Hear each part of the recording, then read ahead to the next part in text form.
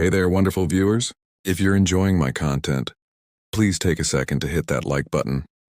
It really helps the YouTube algorithm show my videos to more people.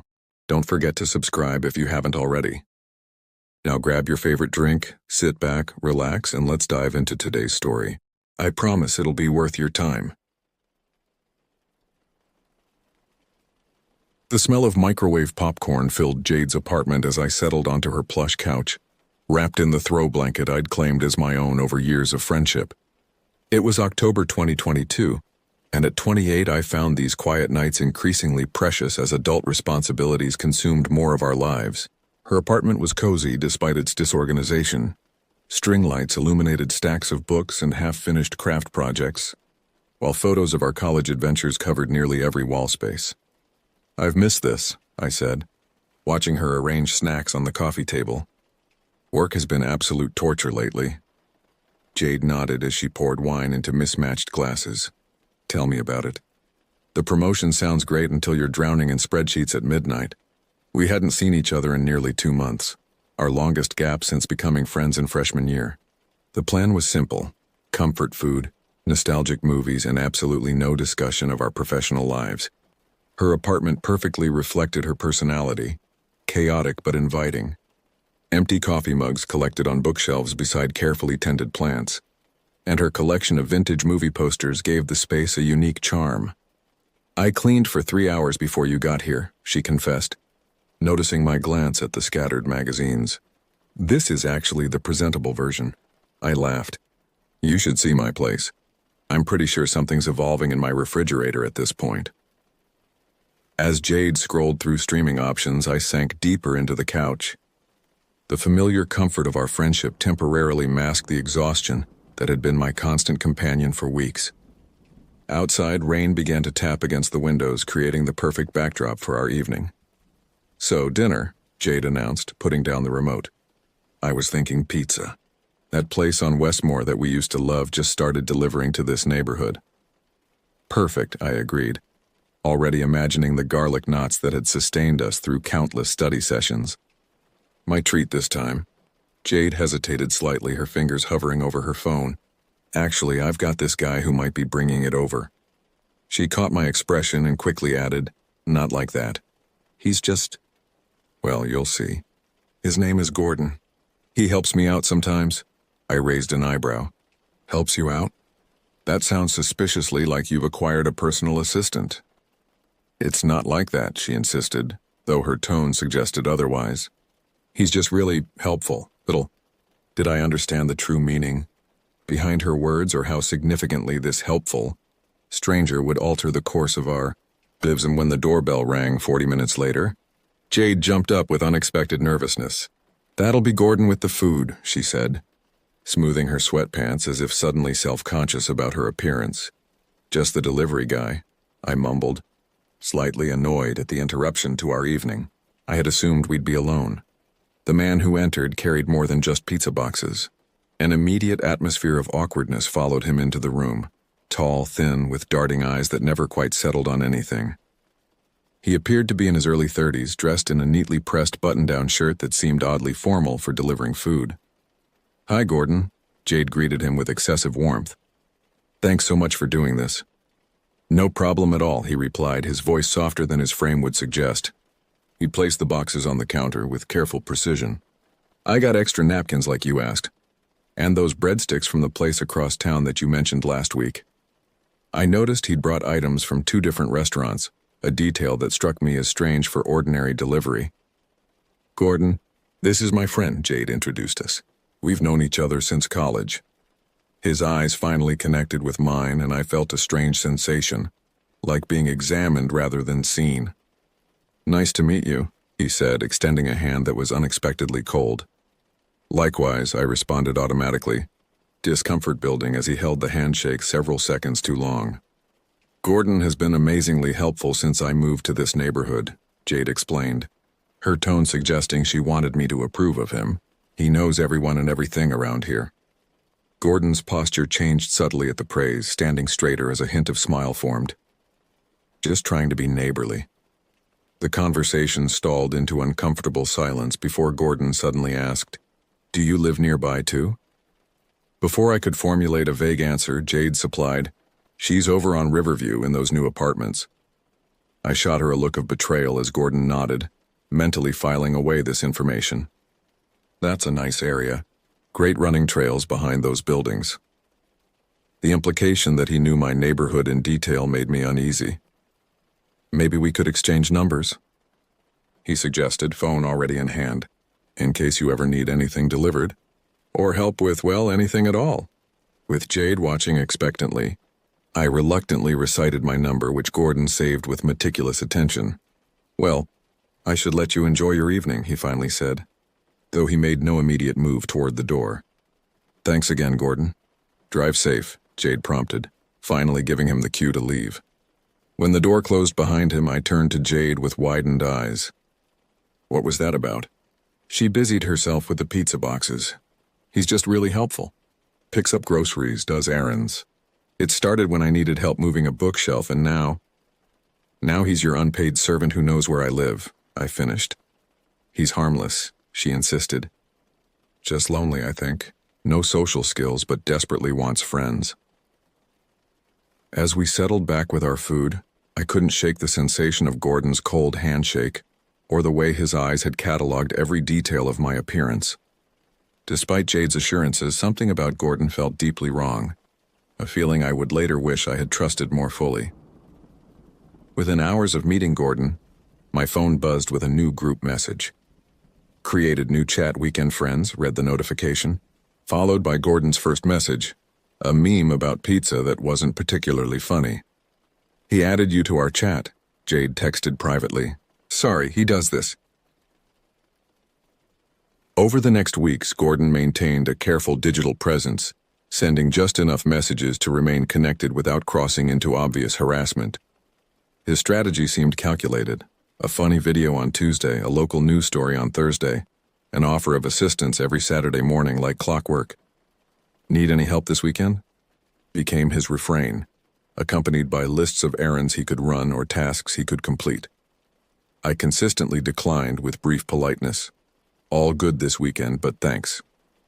His responses were always immediate and excessive. "No problem at all. Just let me know if anything changes. Happy to help anytime. Enjoy your weekend!" The exclamation points felt like tiny shouts of desperation. Through Jade, I learned more about Gordon's involvement in her life. He had somehow integrated himself into her routine, delivering groceries she never requested, appearing with coffee when she casually mentioned being tired, offering rides when her car was in the shop. "Doesn't it concern you?" I asked during one of our phone calls. "How much he knows about your schedule?" "Sometimes," she admitted, "but it's also really convenient, and he never asks for anything in return." "That's what worries me," I replied. "People usually want something." When Gordon began referencing details I'd mentioned in conversations with Jade, my dislike of mushrooms, my work schedule, a planned trip to visit my parents, I realized he was extracting information indirectly. His knowledge accumulated in small, seemingly innocuous pieces: my favorite coffee shop, my running route, my car's make and model, my apartment building's layout. Each detail insignificant alone but disturbing in aggregate. I began carefully filtering information shared with Jade, knowing it might reach Gordon. This caution proved justified when he sent a "get well soon" message after I'd called in sick to work, information I'd only shared with my boss and Jade. The persistent offers of help continued until, in a moment of poor judgment I would come to deeply regret, I finally accepted. The washing machine in my apartment building had been broken for 2 weeks when I spotted a reasonably priced replacement on an online marketplace. The problem, I had no way to transport it, and professional installation was beyond my budget. During a moment of frustration, I mentioned this in the group chat. Gordon's response was instantaneous: "I can help. I have a truck and know how to install washing machines. When would work for you?" After a day of deliberation and Jade's assurance that Gordon had helped her with similar tasks, I reluctantly agreed. "That would be really helpful, actually. Are you sure it's not too much trouble?" "No trouble at all. Happy to help," came his eager reply. That Saturday, Gordon arrived in a meticulously clean pickup truck, wearing work gloves and carrying a toolbox that appeared to contain every possible tool required. The efficiency with which he loaded the washing machine, transported it, and installed it in my apartment was admittedly impressive. What unsettled me was his attention to my living space, the way his eyes lingered on family photos, how he noted my book collection, the casual opening of cabinets under the premise of looking for connections. "You have a nice place," he commented, his gaze sweeping across my apartment in what felt like memorization. "Very secure building, too. Good locks." When the installation was complete, I attempted to pay him for his time and effort. "Please let me give you something for all this work." Gordon shook his head firmly. "I don't want your money." "Then at least let me buy you lunch or something," I insisted, uncomfortable with the imbalance of obligation. His expression shifted subtly. "Actually, there is something." He maintained casual eye contact that felt anything but casual. "There's this trail I know, not far from here. Great views. Maybe we could hike it sometime? This weekend, perhaps?" The request hung in the air, seemingly innocent yet loaded with implication. My instinct screamed to decline, but the weight of social obligation, he had just spent 3 hours helping me, made outright rejection difficult. "I suppose that would work," I heard myself agreeing. "Just a short hike, though. I have plans later in the day." Gordon's face transformed with genuine pleasure.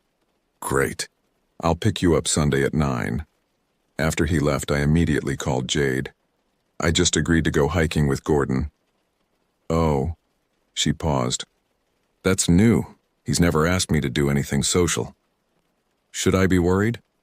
I asked directly. "No," she answered, though her hesitation was noticeable. "He's odd but harmless, just maybe keep your location shared with me." That night, I researched the trail Gordon had mentioned, Oak Ridge Trail, a popular local hiking spot with well-traveled paths and regular ranger patrols. This knowledge provided some comfort, but anxiety still crept through my dreams, manifesting as visions of forests and watching eyes. Sunday morning arrived with perfect autumn clarity, crisp air, golden sunlight, and a sky so intensely blue it seemed artificially enhanced. Under different circumstances, it would have been an ideal day for hiking.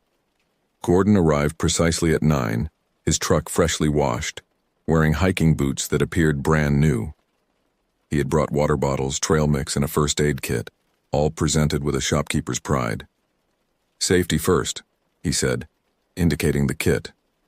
Never know what might happen on a trail. The drive to Oak Ridge was filled with Gordon's monologue about local history, plant identification, and hiking safety. Information delivered with the rehearsed quality of a tour guide.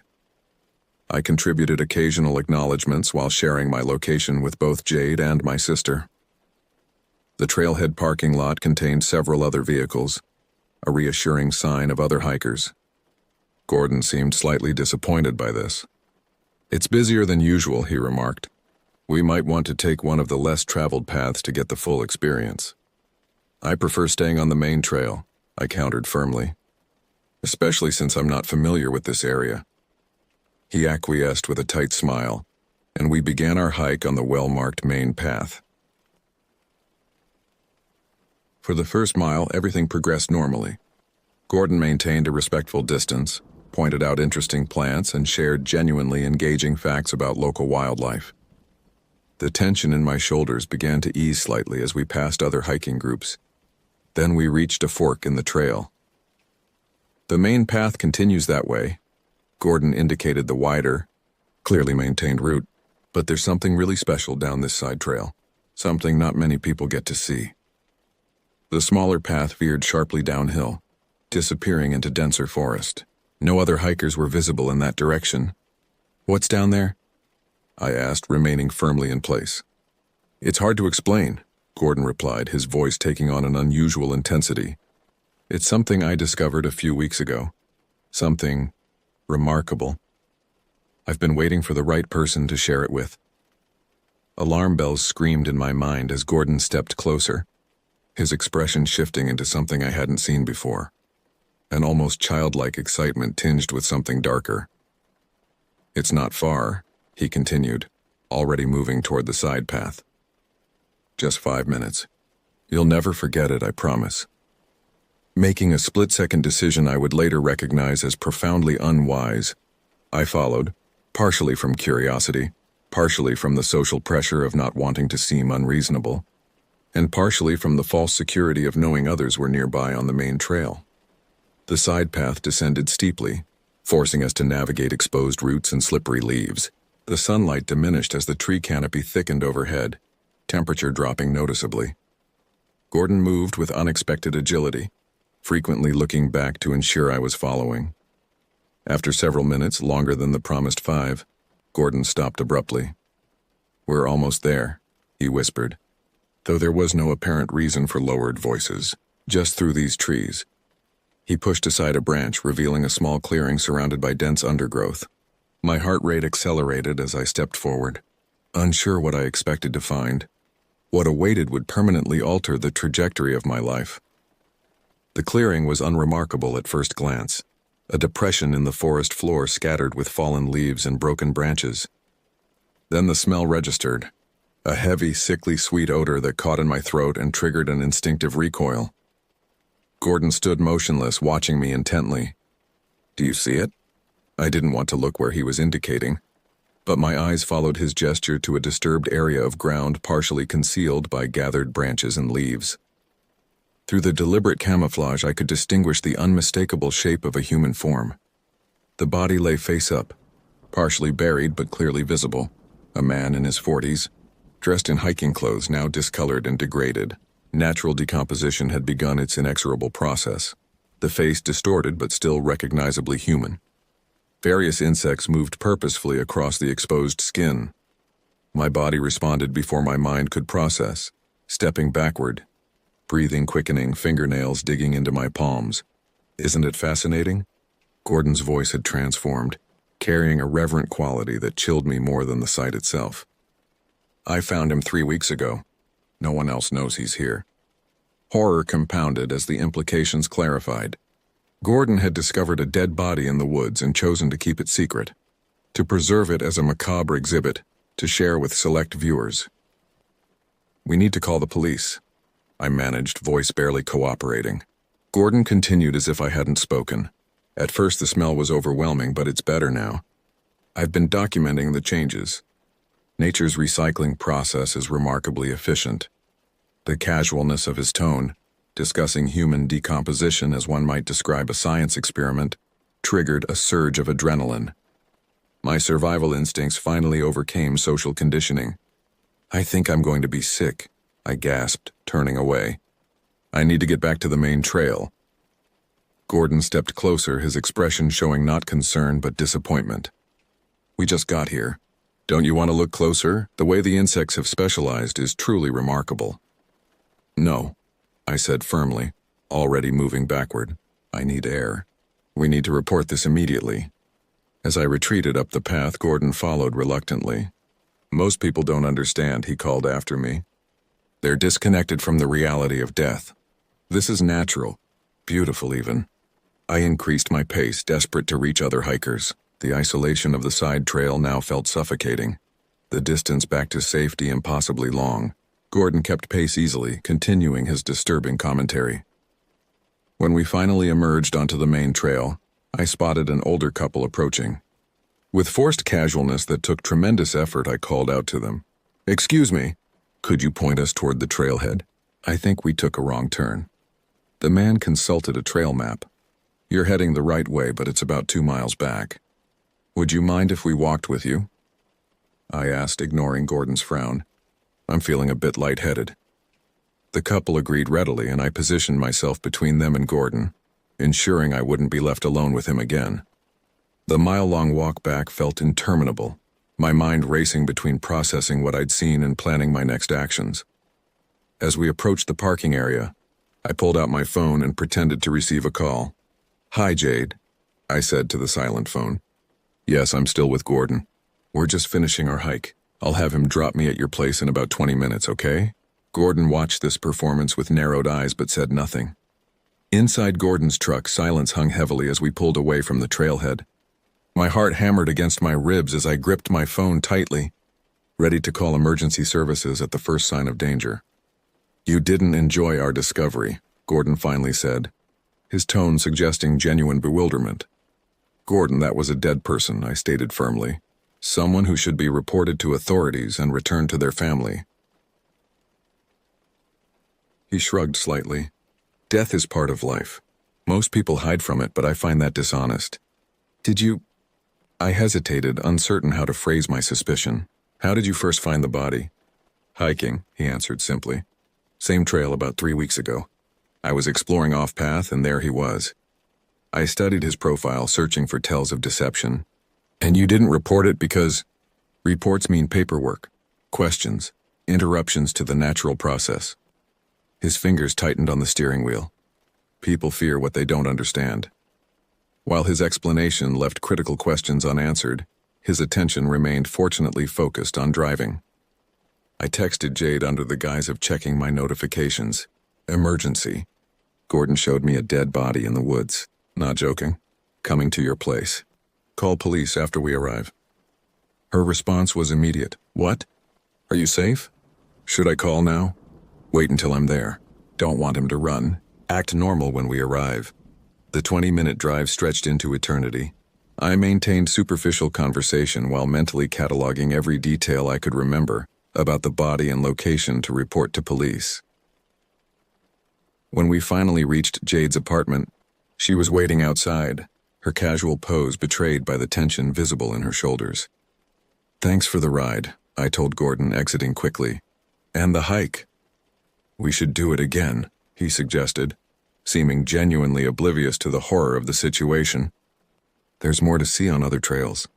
"Sure," I lied. "Text me." Jade and I watched him drive away before rushing inside. The moment her door closed, I collapsed against it, trembling uncontrollably. "Tell me everything," she demanded. Between gasping breaths, I recounted the discovery. Jade called the police immediately, her voice steady despite her pallor. Within 30 minutes, 2 detectives sat in Jade's living room as I detailed my experience. They listened with professional detachment, occasionally interjecting with clarifying questions. "And you're certain the individual was deceased?" one asked. "Not injured?" "Absolutely certain," I confirmed. "Decomposition was advanced." They asked about Gordon, his full name, address, how we knew him, his behavior before and after showing me the body. I described his disturbing fascination and lack of appropriate emotional response. "We'll need you to guide officers to the location," the detective explained. "Can you do that tomorrow morning?" I nodded, despite the revulsion at the thought of returning. After they left, Jade and I sat in stunned silence before she finally spoke. "I never thought he was strange, but this... We need to cut him out completely," I insisted. "Block his number, his social media, everything." "What if he retaliates?" she whispered. "He knows where we both live." The realization that Gordon now presented an active threat rather than merely an unsettling presence settled over us like a shroud. "We need a plan," I said. "A careful exit strategy."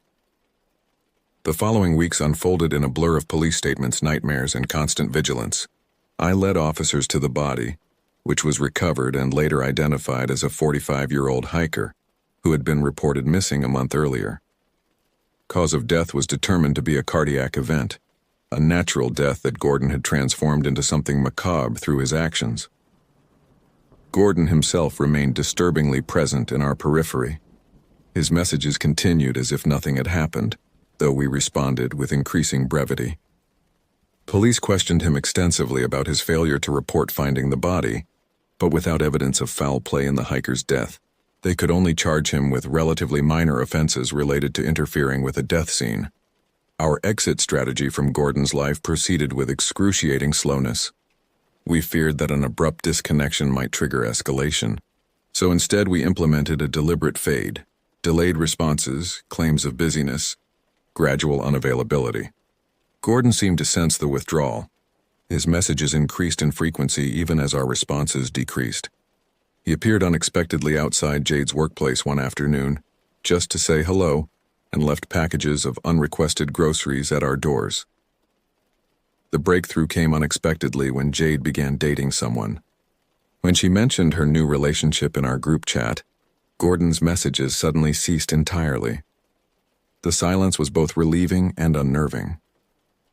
3 months after the hiking incident, police arrested a man in connection with another death, a homicide that had occurred in the same forest region. Through social media investigation, they discovered this man had connections to Gordon. They followed each other on several platforms and had exchanged messages. While Gordon was never charged with direct involvement in any homicide, the investigation revealed disturbing patterns in his behavior, documented fascination with death scenes, extensive photography of roadkill and dead animals, and journal entries detailing his observations of decomposition processes.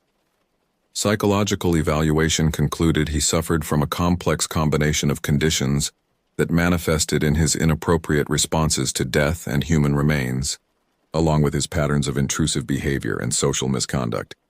Today, 5 years later, I still avoid hiking trails.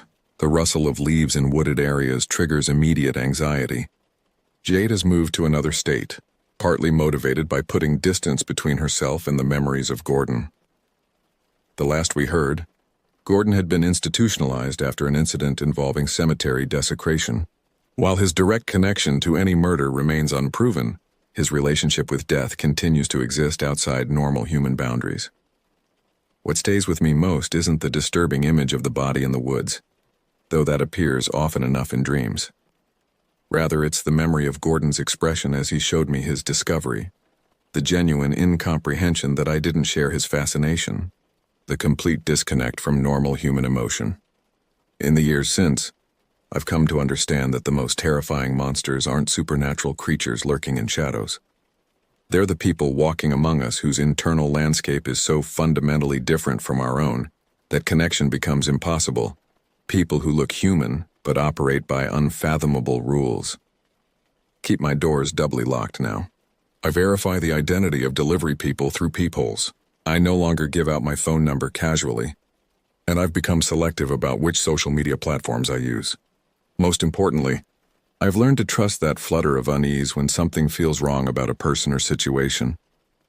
That sensation exists for a reason, an evolutionary warning system honed over millennia of human experience.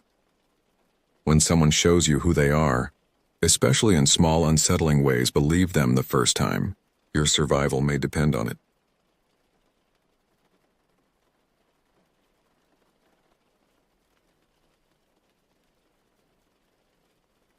Our town of Pinecrest sat on the edge of what locals called the North Woods, not because it was particularly northern, but because it stretched along the north side of our rural community.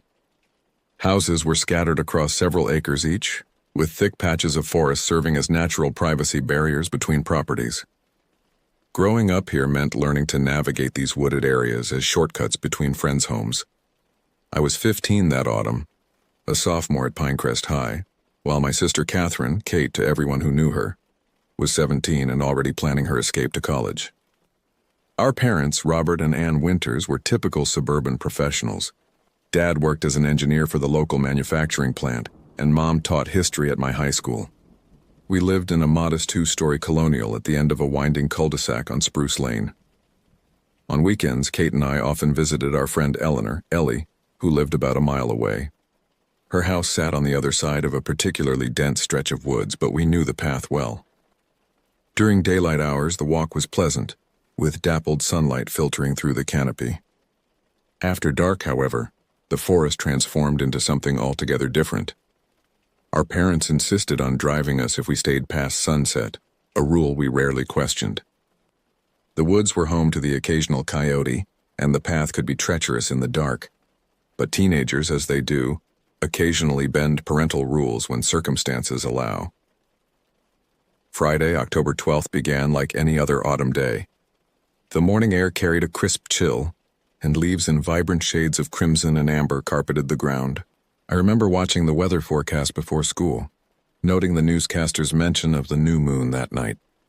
Stargazers will be disappointed, she'd said, as the sky will be particularly dark without lunar illumination. I hadn't given it much thought then. Why would I? It was just another Friday, with plans to watch movies at Ellie's after school. Mom had reminded us at breakfast that she and Dad would be attending a dinner party with colleagues that evening. We'll be at the Brewsters until around 11, she'd said. pouring coffee into her travel mug. "Call if you need a ride home from Ellie's. Don't walk back in the dark." Kate and I had nodded, barely looking up from our phones. A typical morning exchange, forgettable in every way. That evening, we walked to Ellie's house just before sunset, enjoying the last warm rays of October sun. The dinner at Ellie's was pizza and sodas, followed by a marathon of horror movies, the irony of which wouldn't escape me later. We lost track of time, engrossed in the fictional terror playing out on the screen, completely unaware of what awaited us outside. When Ellie's mother glanced at her watch and announced it was nearly 10 p.m., Kate and I exchanged looks of concern. We hadn't planned to stay so late. "Should we call Mom and Dad?" I asked. Kate checked her phone. "They're still at the Brewster's party. I don't want to bother them. Besides, we've walked the path 100 times. Not on a new moon night," Ellie pointed out. Kate shrugged. "We have our phone flashlights. It's only a mile." This casual decision, this small moment of teenage hubris, would alter everything that followed. We said goodbye to Ellie, declining her mother's offer to drive us. "It's not that late," Kate insisted. "We'll be fine." The temperature had dropped considerably since our arrival. Our light jackets provided minimal protection against the autumn chill as we started down Ellie's long driveway. Our breath formed small clouds that dissipated quickly in the darkness. The entrance to the forest path stood before us like a black curtain. Kate turned on her phone flashlight, and I followed suit. The beams cut thin corridors through the darkness but illuminated barely 10 feet ahead. The trees, stripped of leaves, created a lattice of skeletal branches above us, blocking what little starlight might have guided our way. "Stay close," Kate said, her voice already lower than normal. The forest floor was damp from an earlier drizzle, muffling our footsteps as we ventured deeper into the woods. Fallen leaves made the path slippery in places. The familiar route suddenly seemed alien in the profound darkness. We had traveled perhaps half the distance, reaching the densest part of the forest, when Kate stopped abruptly. I nearly collided with her back. "What's wrong?" I whispered. "Listen," she said, her voice barely audible. I held my breath, straining to hear whatever had caught her attention. For several seconds there was only silence.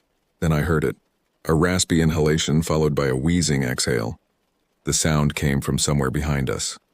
"Probably just a raccoon or something," I suggested, though I didn't believe it. Kate didn't respond, but her posture had changed. Her shoulders tensed and she gripped her phone tighter. We resumed walking, our pace noticeably quicker. The path narrowed, forcing us into single file. Kate led the way, while I took the rear position. With each step, my awareness of the breathing behind us intensified. It maintained a steady distance, not advancing but never receding either. Then came the footsteps. Unlike the scurrying of forest animals or the 4-beat rhythm of deer, these steps had a distinctly bipedal cadence. Step drag, as if one leg wasn't functioning properly. My heart hammered against my ribs. Kate must have heard it too because her pace increased again. "Don't run," I whispered. "Not yet." I turned, sweeping my flashlight in a wide arc behind us. For a fraction of a second, the beam caught something approximately 30 yards back. The figure stood upright, impossibly thin. What struck me most was its skeletal appearance. Not the thinness of malnutrition, but a wrongness in its proportions. Its head appeared elongated, with what looked like a canine-shaped snout and pointed ears. The skin or surface of the figure seemed hairless, with a texture I couldn't identify at that distance. Before I could focus, the figure stepped sideways into the darkness between trees, vanishing from the flashlight's beam. "Kate," I hissed, grabbing her jacket. "There's something following us." She turned, aiming her light where mine had been. "I don't see anything." It moved, but it's there. I saw it. The breathing continued, now accompanied by a faint clicking sound like nails or claws tapping against tree bark. "We need to run," Kate said, no longer bothering to keep her voice down. We broke into a sprint, abandoning all pretense of calm. The path ahead twisted through the trees, roots threatening to trip us with every step. Our house lay approximately a quarter-mile ahead, just beyond the forest's edge. Behind us, the breathing grew louder. The irregular footsteps accelerated into a consistent rhythm. Step, step, step, step. Whatever pursued us was no longer dragging its leg. We burst from the tree line onto our street, gasping for air. The sudden transition from forest to suburb should have felt like safety, but the street was deserted. No cars passed by. No neighbors were visible in their yards or windows. Just empty pavement illuminated by widely spaced streetlights. Our house stood at the end of the cul-de-sac, porch light glowing like a beacon. We sprinted up the long driveway, our legs burning with exertion. Kate reached the front door first, yanking frantically at the handle. "It's locked," she cried. "Your keys," I reminded her between gasps. "You have your keys." As she fumbled in her pocket, I turned to look behind us. For a moment, the street appeared empty. Then I spotted it. A figure crouched at the edge of our driveway, partially concealed by our neighbor's hedge. In the ambient light from nearby houses, its outline was clearer than before. The thinness I'd noticed was even more pronounced. Its limbs bent at unnatural angles and its head remained disproportionately elongated. Most disturbing was the awareness that it was watching us. I could still hear its labored breathing from 30 yards away. "Kate," I whispered without turning. "It's right there." The jingling of keys seemed to last an eternity before she finally pushed the door open. We tumbled inside, slamming and locking the door behind us. For several minutes we stood in the foyer, catching our breath, afraid to move or speak. Finally, Kate approached the living room window, carefully pulling aside the curtain to peer outside. I joined her, searching for the crouched figure by the hedge. It was gone. Our parents returned from their dinner party an hour later, finding Kate and me still awake, huddled together on the living room couch with all the lights on. "You're both still up?" Mom asked, setting her purse on the entry table. "I thought you'd be at Ellie's." "We walked home," Kate said, her voice steadier than I expected. Dad frowned, hanging his coat in the closet. "In the dark? You know the rule about that." "We didn't want to bother you," I explained. Something in our expressions must have revealed our distress because Mom's demeanor shifted immediately. She sat beside us on the couch. "What happened?" We told them everything. The walk through the woods, the breathing sounds, the figure I'd glimpsed with my flashlight, and its appearance at the edge of our driveway. We described its skeletal thinness, its elongated head, the unnatural angles of its limbs. With each detail, Dad's expression grew more skeptical while Mom's became increasingly concerned. "You probably saw a deer," Dad suggested. "They can look strange when they stand on their hind legs to reach branches." "It wasn't a deer," Kate insisted. "It followed us the entire way." "Or maybe a large coyote," he continued. "They've been spotted in the area." "Coyotes don't walk on two legs," I said. Dad sighed, rubbing his temples. "What exactly are you suggesting you saw?" Neither of us had an answer. We couldn't name what had followed us because it matched nothing in our experience. "Whatever it was," Mom interjected, "you're both safe now. But no more walking after dark, understood? Not even if it means calling us away from a dinner party." Dad stood, moving toward the window. "I'll take a look around outside, make sure there's nothing lurking about." "Robert."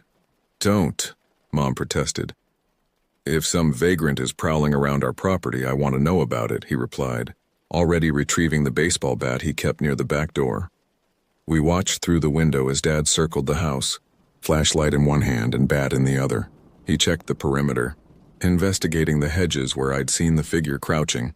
Finding nothing, he returned inside, locking the door behind him. "All clear," he announced. "Nothing but raccoons in the Johnson's trash cans. You girls probably saw an animal and your imagination did the rest. It happens in the dark."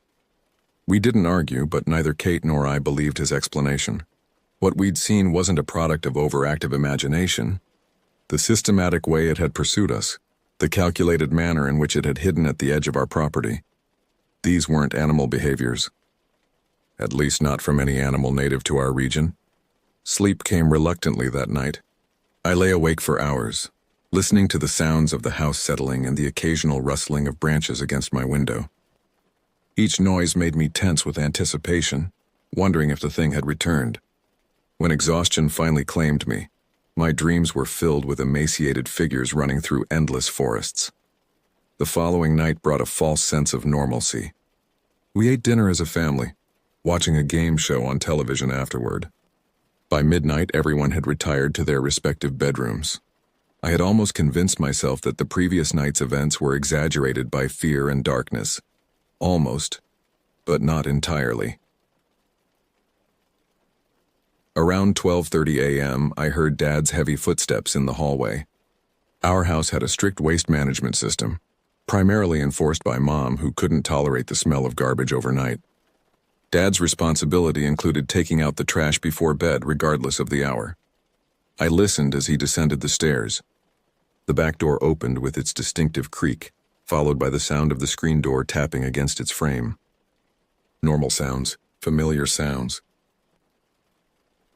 Then came the scream, short, abrupt, more surprised than pained. A heavy thud followed, as if something had struck the side of the house with considerable force. "Let me in," Dad's voice called from the back porch. "Open the door." Fear paralyzed me momentarily before I threw off my covers and raced into the hallway. Kate emerged from her room simultaneously, eyes wide with alarm. We hurried downstairs together, reaching the kitchen just as Mom descended behind us.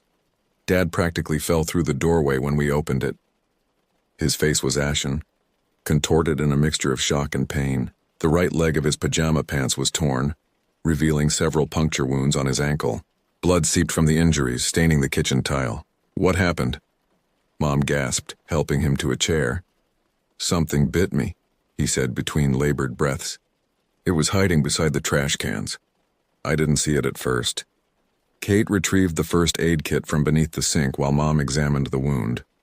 The punctures formed a semicircle pattern consistent with a bite, but the configuration didn't match typical dog or coyote dentition.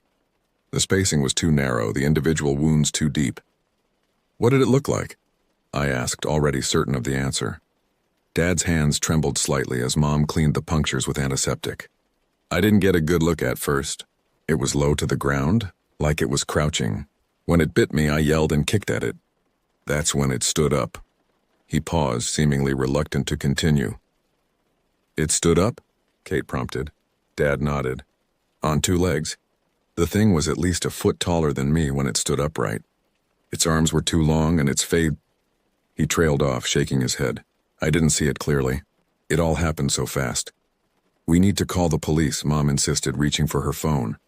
"And tell them what?" Dad countered. "That an unidentifiable creature bit me and disappeared into the night? They'll think I'm intoxicated or hallucinating." "Then the hospital," Mom insisted. "Those punctures are deep. You need antibiotics, possibly rabies prophylaxis." Dad didn't argue against medical attention. Within 20 minutes, Mom had helped him to the car, instructing Kate and me to lock all doors and windows and to call immediately if anything unusual occurred. They returned from the emergency room 4 hours later. Dad had received a tetanus booster, antibiotics, and the first in a series of rabies shots. The attending physician had documented the incident as a wild animal attack, species undetermined. "I told them it was a stray dog," Dad explained as he settled onto the couch, his bandaged ankle elevated on a pillow. "Anything else would have raised too many questions." Mom appeared exhausted, dark circles forming beneath her eyes. The doctor said the bite pattern was unusual, not typical of canines in this region. "What else could it be?" Kate asked. No one offered an answer. The following days brought changes to our household routine. Dad installed motion sensor lights around the property's perimeter. He purchased a more sophisticated security system with cameras monitoring all entry points. The new family rule became absolute. No one went outside after sunset under any circumstances. Dad's wounds healed without infection, though he walked with a slight limp for several weeks afterward. The physical recovery progressed well, but something fundamental had changed in him. The skeptic who had dismissed our encounter now jumped at unexpected noises. He checked and rechecked door locks before bed. He purchased a firearm, something he had previously opposed on principle, and kept it secured in a bedside safe. Mom researched local wildlife, consulting with forestry services about unusual animal sightings in the area. The reports mentioned nothing resembling what we had encountered. Kate and I no longer walked to Ellie's house even during daylight hours. When friends asked why, we manufactured excuses about busy schedules and family obligations. How could we explain what had happened? Who would believe us? School continued. Homework was completed. Meals were prepared and consumed. From the outside, the Winters family appeared normal, if perhaps more security conscious than before. But within our home, conversation often faltered when the subject of that night arose. One evening, approximately 2 weeks after Dad's encounter, I noticed him staring through the living room window, his attention fixed on the forest edge beyond our property line. "Do you think it's still out there?" I asked, joining him at the window. He didn't look away from the darkening tree line. "I don't know, but something is. What do you mean?" Dad hesitated before responding. "The motion lights have been triggering almost nightly, usually around 3 in the morning. The cameras don't catch anything, just shadows that could be branches moving in the wind." "Have you told Mom?" "No need to worry her more than necessary." He turned to face me directly. "But I need you to promise me something. If you ever see it again, inside or outside this house, you run. Don't try to confront it. Don't try to understand it. Just run." The seriousness in his expression frightened me more than his words. My father, the pragmatic engineer who believed every problem had a logical solution, was advising flight over understanding. "What is it, Dad? What do you think that thing is?" He shook his head slowly. "I've spent my life believing that nature operates according to established principles. That unexplained phenomena simply lacks sufficient investigation." He paused, returning his gaze to the window. "I'm no longer certain of that." Winter arrived with early snowfall in November. The forest transformed, bare branches now carrying burdens of white. School canceled for 2 consecutive days due to treacherous road conditions. Our house felt like an island in a sea of unmarked snow. The isolation should have been comforting. Whatever had stalked us would surely leave tracks in the pristine whiteness surrounding our property. Yet the motion sensor lights continued to activate during early morning hours, sometimes triggering in sequence as if something were circling the house. On the 3rd night of snowfall, I woke to a scratching sound at my bedroom window. My room was on the 2nd floor with no trees close enough for branches to reach the glass. The scratching continued, deliberate, rhythmic. 3 scrapes followed by a pause, then repeated. I remained motionless in bed, scarcely breathing as I stared at the curtained window. The digital clock on my nightstand displayed 3:17 a.m. Outside, one of the motion sensor lights activated, casting shadows across my ceiling. The scratching stopped abruptly, replaced by a now familiar sound. Raspy inhalation, wheezing exhalation. Something was breathing just outside my window, 20 feet above the ground. Moving as silently as possible, I reached for my phone on the nightstand. The scratching resumed, more insistent than before. I typed a text message to Kate, whose bedroom was across the hall. Something at my window. Don't turn on lights. Get Dad. The response came within seconds. On it. Minutes passed like hours as I lay paralyzed in bed, watching the window. The curtain moved slightly, as if disturbed by air currents from outside. But the window was closed. Something was manipulating the fabric from the other side of the glass.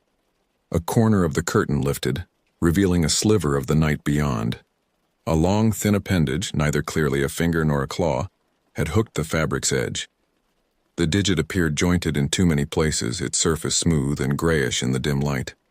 The hallway outside my room suddenly flooded with light as Dad emerged from the master bedroom. The appendage withdrew instantly, releasing the curtain. Heavy footsteps approached my door, followed by Dad's voice calling my name. I didn't respond immediately, still watching the window. The breathing sound had ceased, but I couldn't shake the certainty that whatever had been there remained just out of sight. My bedroom door opened, revealing Dad with his newly purchased firearm in hand. Kate stood behind him, face pale with worry. "It was at the window," I whispered, pointing toward the curtain. "It was trying to look inside." Dad approached the window cautiously, using the barrel of the gun to separate the curtains. He peered outside, scanning the darkness before turning back to me. "There's nothing there now," he said, "but there are marks on the siding." He didn't elaborate on what kind of marks, and I didn't ask. We spent the remainder of the night in the living room, lights illuminating every corner. No one suggested returning to bed. No one mentioned calling authorities. We had crossed some threshold of understanding.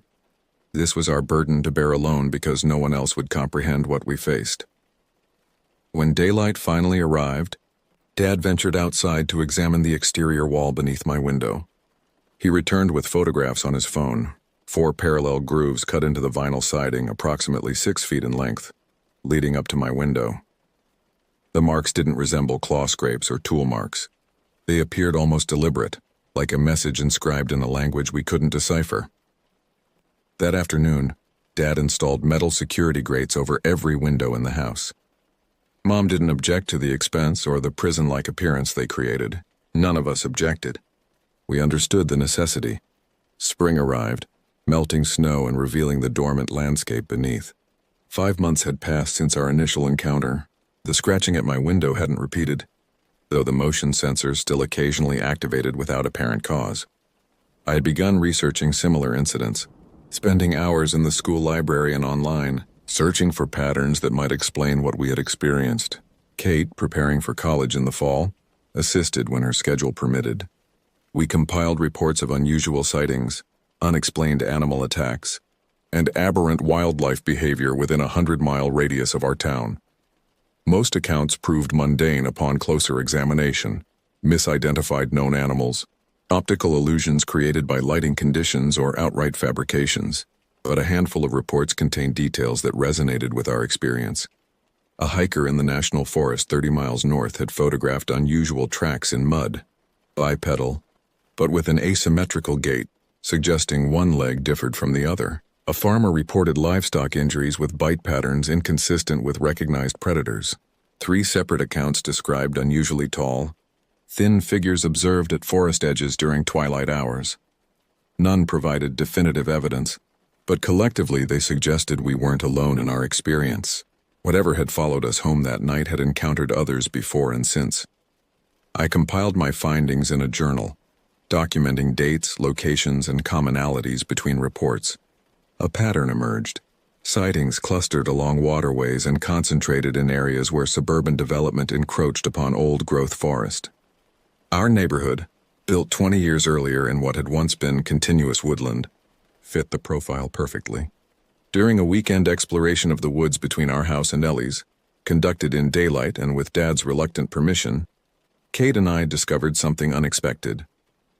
In a small clearing approximately halfway along the path, we found a crude structure assembled from fallen branches and strips of bark. The construction resembled a shelter or blind, positioned to provide a view of the path while remaining concealed by surrounding vegetation. "Someone built this," Kate said, examining the interwoven branches. "Recently." The implications disturbed us both. Either a person had constructed this observation post, suggesting human involvement in what we had experienced, or the thing itself possessed intelligence and purpose beyond animal instinct. We photographed the structure before continuing our investigation. Deeper in the woods, approximately 50 yards from the main path, we discovered a small cave entrance partially concealed by boulders. The opening was narrow, perhaps 3 feet in height and 2 feet wide, but darkness prevented us from seeing how far the cavity extended. A peculiar odor emanated from the opening. Not the expected earthiness of a natural cave, but something sharper, more acrid. It reminded me of a chemistry lab with undertones of decay. "We should come back with flashlights," Kate suggested. I disagreed emphatically. We shouldn't come back at all. We marked the location on a map before returning home, sharing our discoveries with our parents. Dad's reaction surprised us both. Rather than dismissing our findings or cautioning against further exploration, he immediately contacted a friend who worked for the state environmental agency. 2 days later, Dad's friend arrived with equipment to inspect the cave. We watched from a distance as he donned protective gear before entering the narrow opening. He emerged 30 minutes later, his expression unreadable behind his respirator mask. The official report, delivered a week later, described the cave as unremarkable. A natural formation approximately 12 feet deep with no signs of animal habitation or human activity. Air samples revealed elevated levels of methane and sulfur compounds consistent with organic decomposition, explaining the unusual odor. Dad's friend pulled him aside before departing, a conversation we weren't meant to overhear but did anyway. "There's something else," he said quietly. "The interior walls show signs of modification. Tool marks. Someone has been enlarging that space deliberately." The shelter Kate and I discovered disappeared 3 days later. Weather removed by park services, destroyed by weather, or dismantled by whoever or whatever had constructed it remained unclear. Summer arrived with increased daylight hours and reduced anxiety. The motion sensors triggered less frequently. Dad's hypervigilance eased somewhat, though our family rule regarding nighttime outings remained strictly enforced. Kate prepared for her departure to college in August. I helped her pack, sorting through childhood mementos and deciding what deserved space in her dormitory room. During this process, we discussed the events of the past year with a frankness we had previously avoided. "Do you think it's gone?" I asked, folding a sweater to place in her suitcase. She considered the question thoughtfully. "I don't think it was ever really here, not completely. It exists at the periphery, where civilization meets wilderness, where light meets darkness." "That's not very scientific," I noted. Kate smiled sadly. "Not everything can be explained through scientific methodology. Some experiences defy categorization. But we both saw it. Dad saw it too. It physically injured him. I'm not saying it wasn't real," she clarified. "I'm saying its reality might operate according to principles we don't understand." The conversation drifted to lighter topics, but Kate's perspective lingered in my thoughts. Perhaps we had encountered something that existed in the interstices of our reality. Not supernatural, but natural in a way human experience rarely intersects. The night before Kate departed for college, our parents hosted a small gathering of family friends.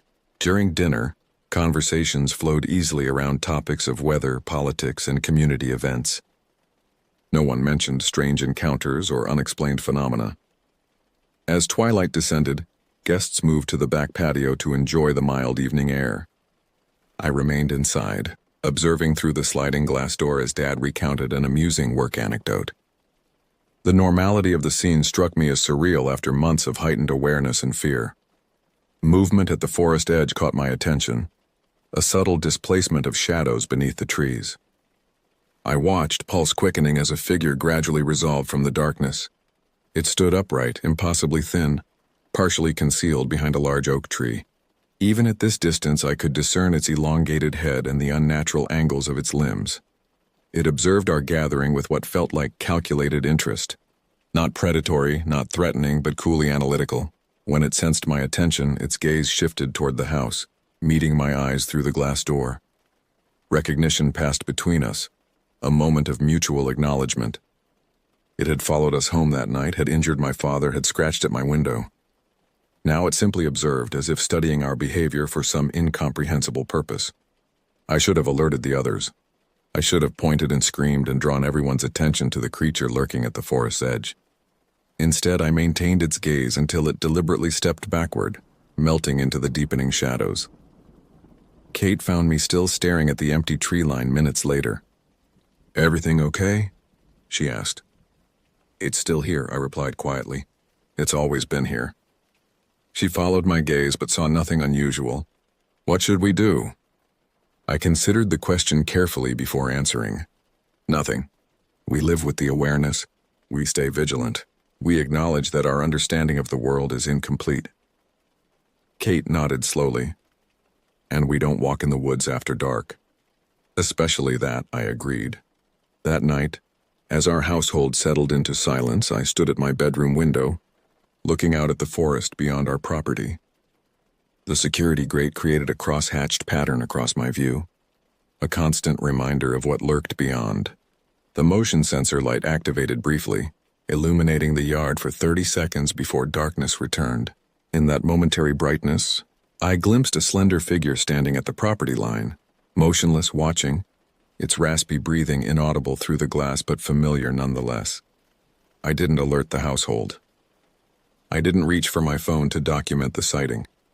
I simply acknowledged its presence as it acknowledged mine. Whatever evolutionary branch had produced this entity had created something capable of patient observation and calculated interaction. It wasn't merely an animal, yet it wasn't human either. It existed in a classification entirely its own. The light deactivated, returning the yard to darkness. The figure remained, visible now only as a slightly deeper shadow among shadows. I knew it would continue its vigil throughout the night, just as it had for months. I closed my curtains and turned away from the window. Tomorrow, Kate would leave for college. Life would continue with its predictable rhythms and obligations, and in the woods surrounding our home, something would continue watching and waiting, studying our patterns and behaviors for reasons I might never comprehend. Whatever followed us home that night, I remain convinced it's still out there, lying in wait, observing our movements, learning our habits. Not a supernatural entity from folklore or fiction, but something that evolved alongside us, remaining hidden at the boundaries of human experience. Watching, waiting, adapting. A reminder that our knowledge of the natural world remains profoundly incomplete.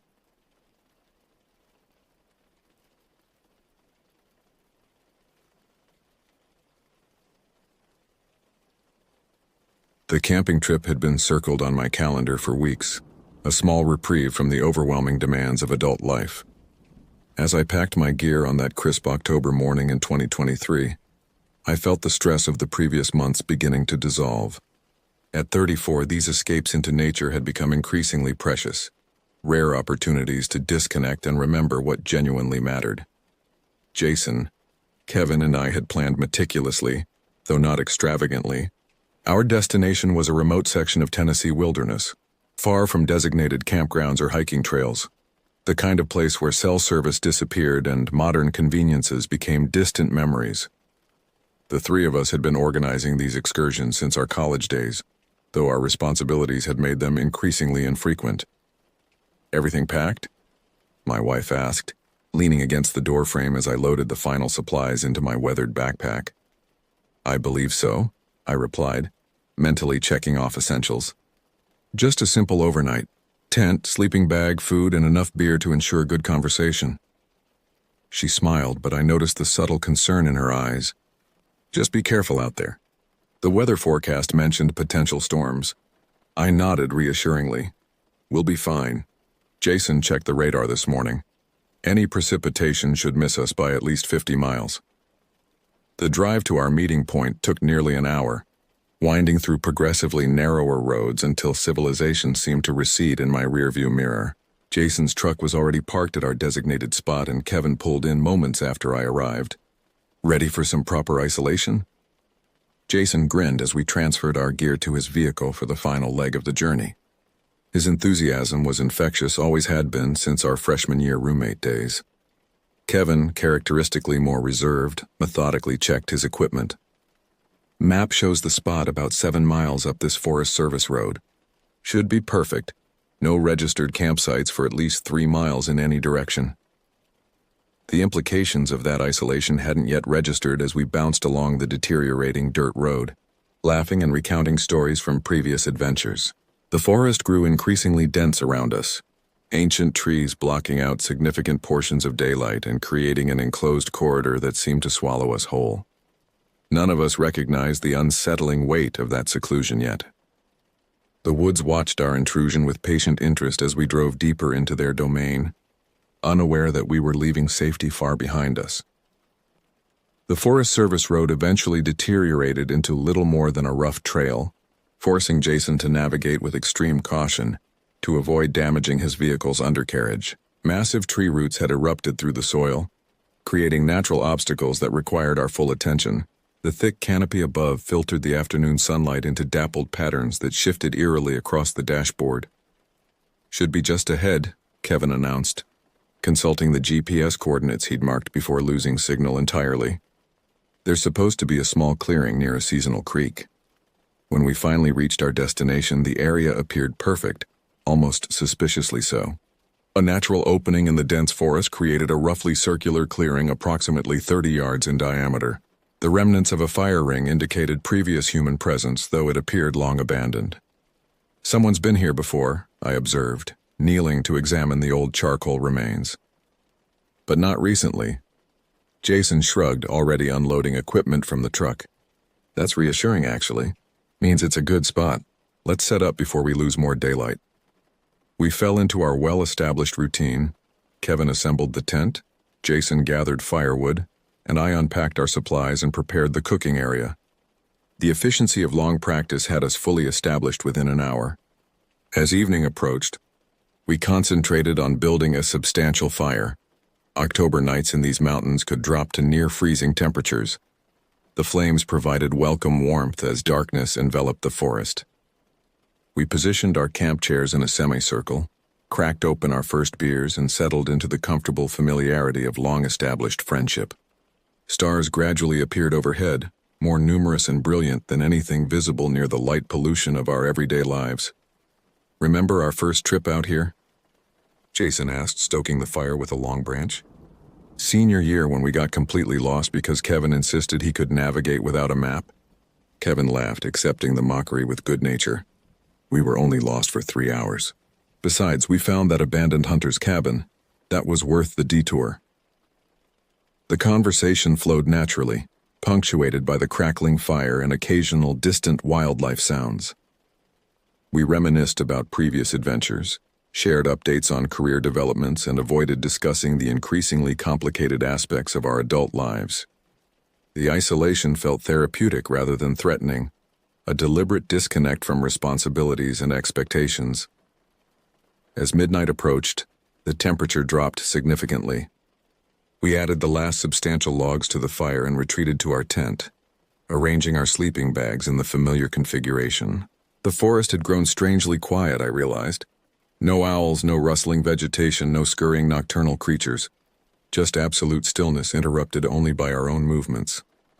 "Unusually quiet tonight," I remarked as we settled in. "Always is this deep in," Jason replied through a yawn. "One of the reasons I love it out here." Within minutes, their breathing had slowed into the rhythm of sleep. I lay awake slightly longer, listening to the profound silence and watching shadowy tree branches create abstract patterns on the tent fabric. When sleep finally claimed me, it was deep and dreamless. Morning arrived with diffused gray light filtering through the tent walls. I blinked awake, momentarily disoriented by the unfamiliar surroundings before remembering where we were. Jason and Kevin remained motionless in their sleeping bags, their breathing deep and regular.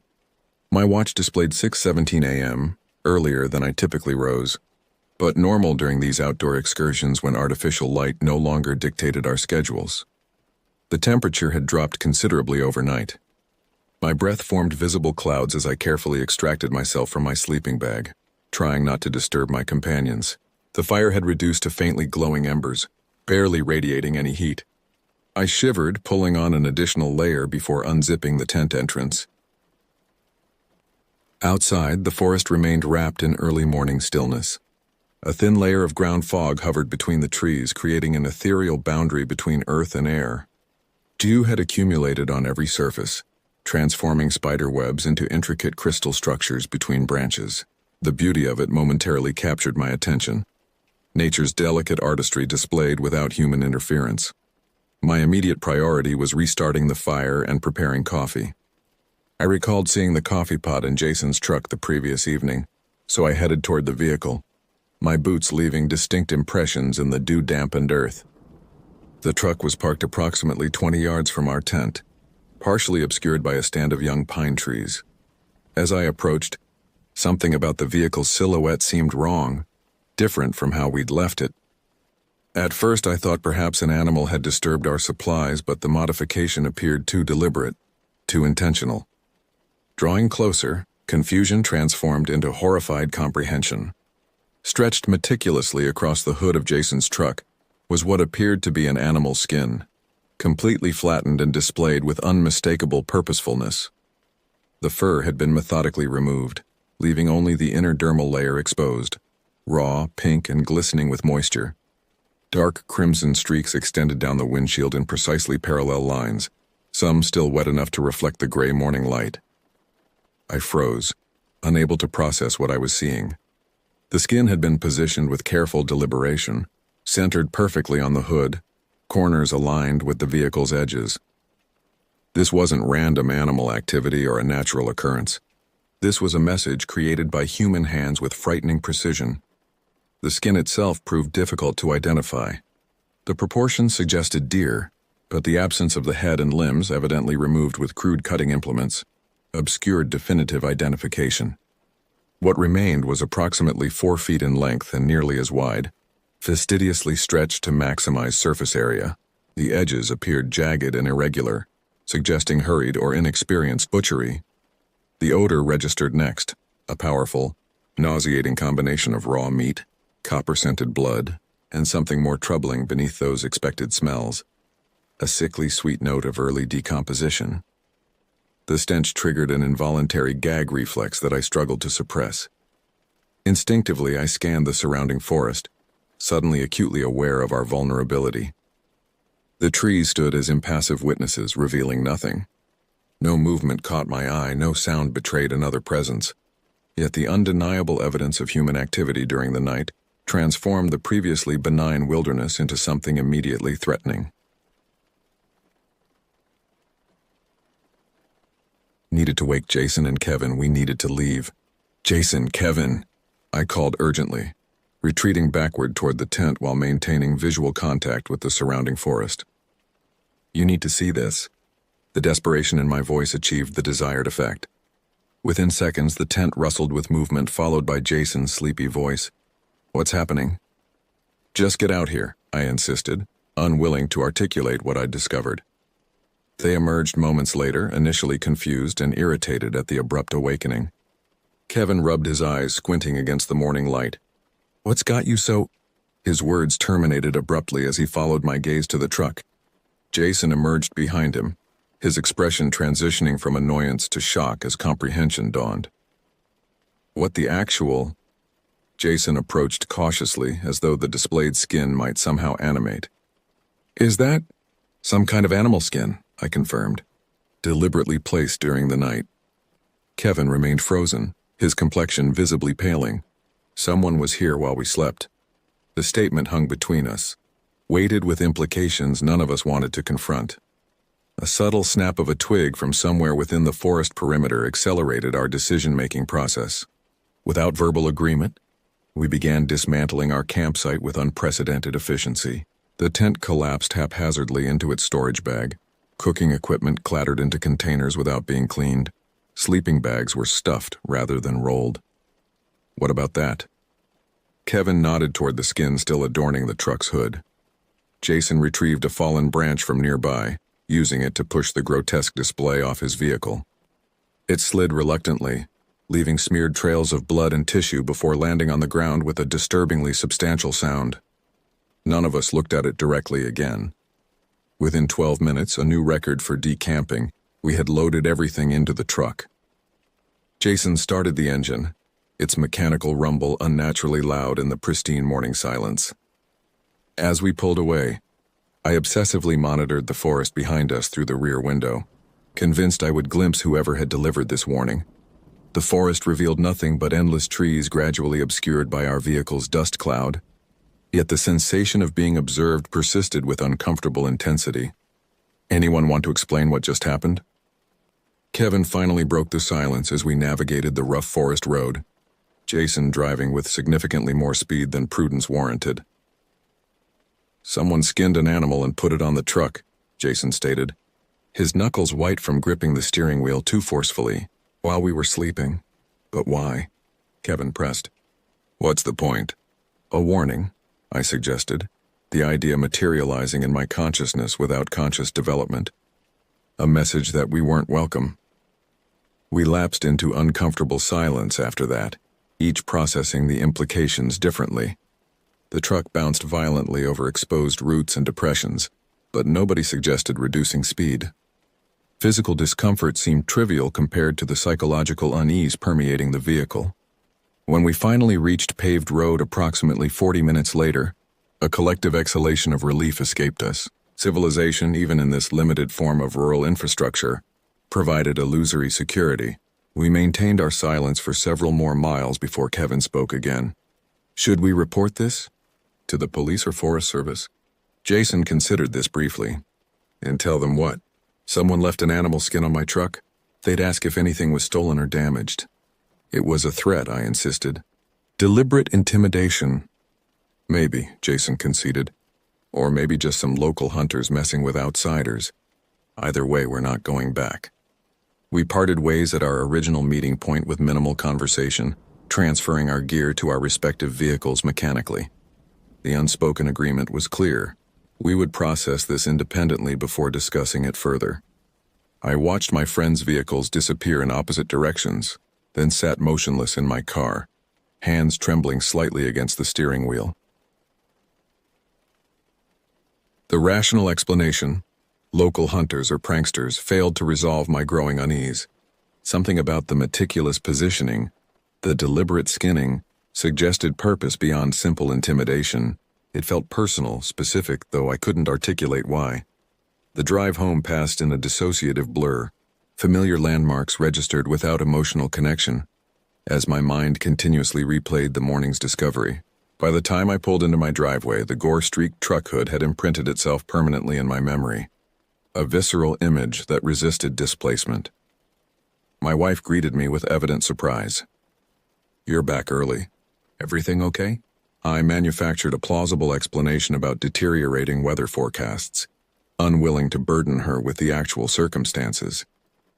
She accepted this without question, though her expression suggested she sensed the underlying falseness of my account. After unloading my equipment, I immediately turned my attention to my vehicle. Though no blood had touched its surface, I felt compelled to wash it thoroughly, as though contamination might have transferred merely through proximity. I directed the hose with obsessive attention to detail, watching pink-tinged water stream down the driveway until it ran clear. That evening, restlessness drove me to my computer. Initial searches for animal skin left on vehicle and hunting intimidation tactics yielded surprisingly relevant results. I discovered similar incidents documented across rural America, skinned animals left as warnings, territorial markers, or threats. Most accounts attributed these acts to territorial hunters, protectionist landowners, or local youth engaging in extreme hazing of outsiders. One forum thread particularly captured my attention. A user from eastern Kentucky described finding a perfectly skinned raccoon displayed across their tent while camping in an unmarked area. The subsequent discussion included dozens of similar accounts, spanning decades and multiple states throughout Appalachia and the deeper South. A user identifying as a former Forest Service employee offered historical context. These incidents have occurred for generations in certain remote communities. Originally intended as territorial warnings to encroaching outsiders, they evolved into regional folklore. Many perpetrators today are simply replicating behaviors they've heard about without understanding the original purpose. This rational explanation provided temporary comfort, but failed to address the disquieting precision of our experience. Territorial warnings typically involved simpler methods: slashed tires, equipment theft, verbal confrontations. The methodical skinning and careful display suggested ritualistic elements that commercial hunting practices couldn't explain. Sleep evaded me that night. Each time I approached unconsciousness, my mind projected the image of that glistening skin onto my closed eyelids. I found myself listening intently to normal house-settling sounds, reinterpreting them as potential intrusions. Around 3 a.m., I relocated to the living room couch, unwilling to disturb my wife with my restlessness. Morning arrived with crushing fatigue, but no resolution. I contacted Jason and Kevin individually, discovering they had experienced similar sleep disruption. We agreed to meet that evening to discuss the incident properly. The abbreviated conversation during our hasty departure had left too many aspects unaddressed. The local diner provided neutral territory, its brightly lit interior and continuous background conversation, creating an environment antithetical to our unsettling experience. Kevin arrived first, the dark circles beneath his eyes mirroring my own. Jason joined shortly after, his typically animated demeanor noticeably subdued. "I've been researching," I began after we'd ordered coffee. "Apparently this isn't uncommon in remote areas. Some kind of territorial marking or warning system." Jason nodded. "I spoke with my uncle who used to hunt in those mountains. He's heard stories. Locals leaving skinned animals for people who camp where they shouldn't." "That's supposed to make us feel better?" Kevin questioned. "That someone deliberately targeted us for camping in their hunting grounds. Better than the alternatives," Jason replied. The unspoken alternatives hung between us, implications too disturbing to articulate directly. We maintained conversation for nearly 2 hours, analyzing every aspect of the experience without reaching satisfying conclusions. The factual elements were clear. Someone had approached our campsite during the night, deposited a freshly skinned animal carcass on Jason's truck with deliberate care, and departed without disturbing us. The motivation and identity of this individual remained entirely speculative. "I'm not going back out there," Kevin eventually stated with finality. "Not this season, maybe not ever." Neither Jason nor I contested this declaration. The violation of our perceived security had fundamentally altered our relationship with the wilderness. What had previously represented escape and freedom now carried undertones of vulnerability and threat. The following week brought no resolution, only increasing preoccupation. The incident contaminated my daily activities. Unexpected sounds triggered disproportionate startle responses, and periods of darkness induced irrational vigilance. I found myself checking window locks repeatedly before bedtime and installing additional exterior lighting around my home. My wife eventually confronted me about these behavioral changes. "Something happened on that trip that you're not telling me," she stated one evening, her tone indicating this wasn't a question. I hesitated briefly before describing the actual events. Her expression transformed from concern to alarm as I recounted discovering the skin, our hasty departure, and the subsequent research that provided limited context. "You need to report this," she insisted immediately. "That's threatening behavior." "The sheriff's department won't take it seriously," I countered. "No property damage, no explicit threat. They'll file a report and forget about it."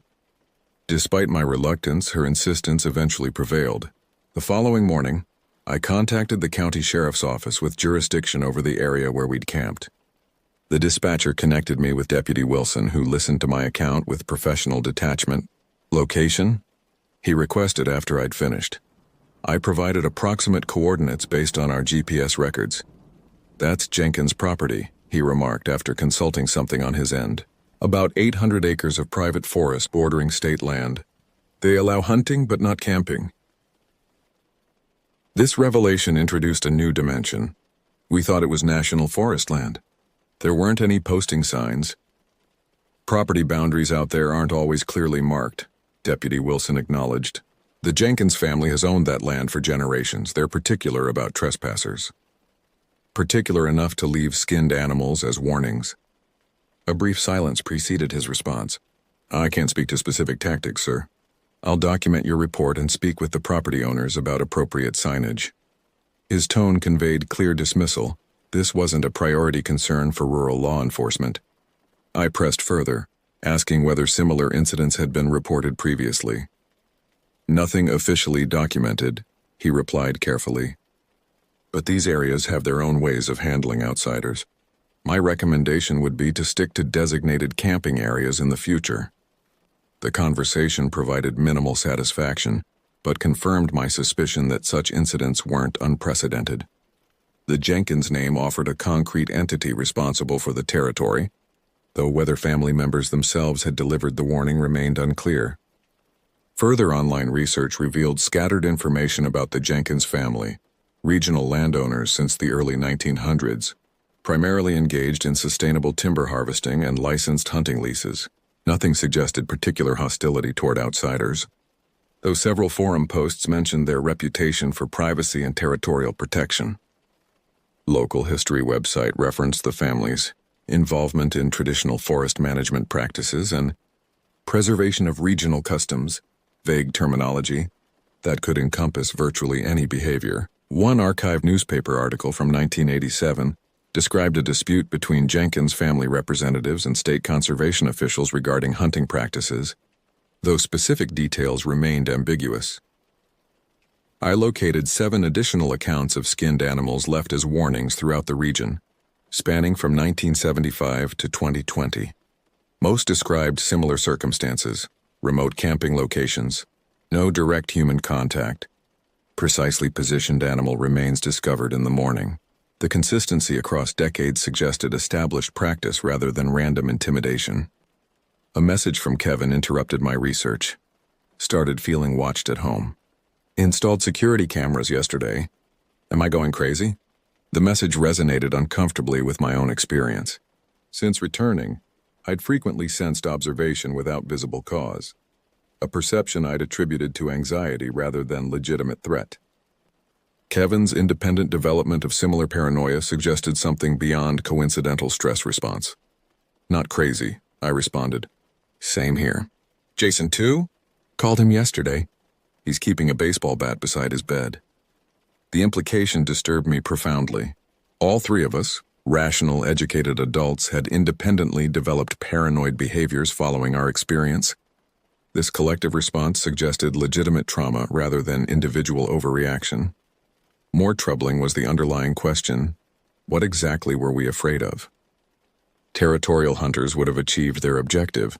We had vacated their land with no intention of returning.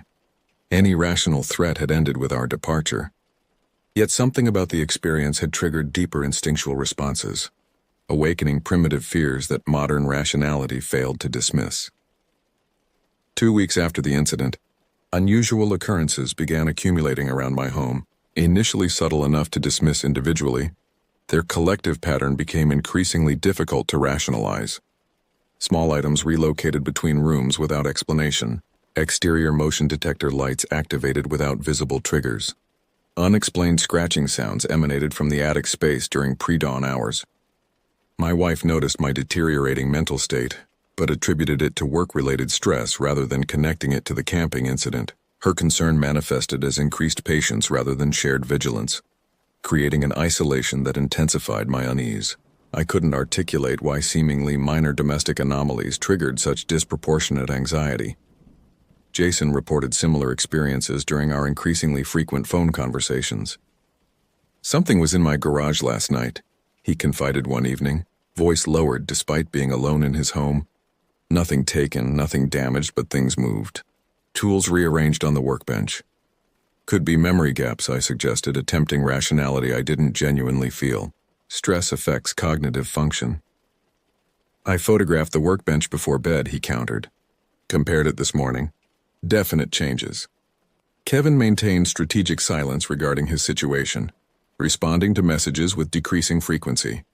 When he finally agreed to meet 3 weeks after the incident, his physical transformation shocked me. Significant weight loss, unkempt appearance, nervous mannerisms previously absent from his typically composed demeanor. The security cameras captured something, he revealed, after ensuring no other patrons could overhear our conversation.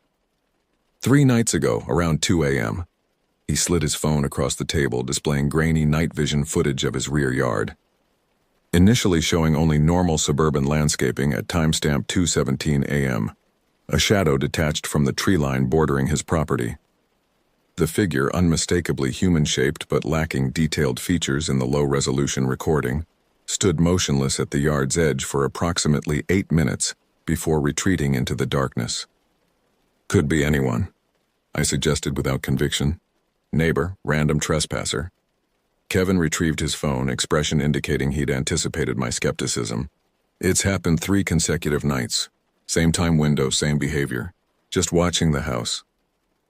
The revelation demolished my already fragile rationalization structure. Coincidental neighborhood prowlers might explain an isolated incident, but not recurring episodes targeting multiple individuals connected only by a specific, shared experience. Have you reported it? And tell police what? That someone stood at the edge of my property? They'll take a report and forget it immediately. His bitterness mirrored my own experience with law enforcement's response. We need to consider what we might have encountered, I suggested carefully, beyond territorial hunters or landowners.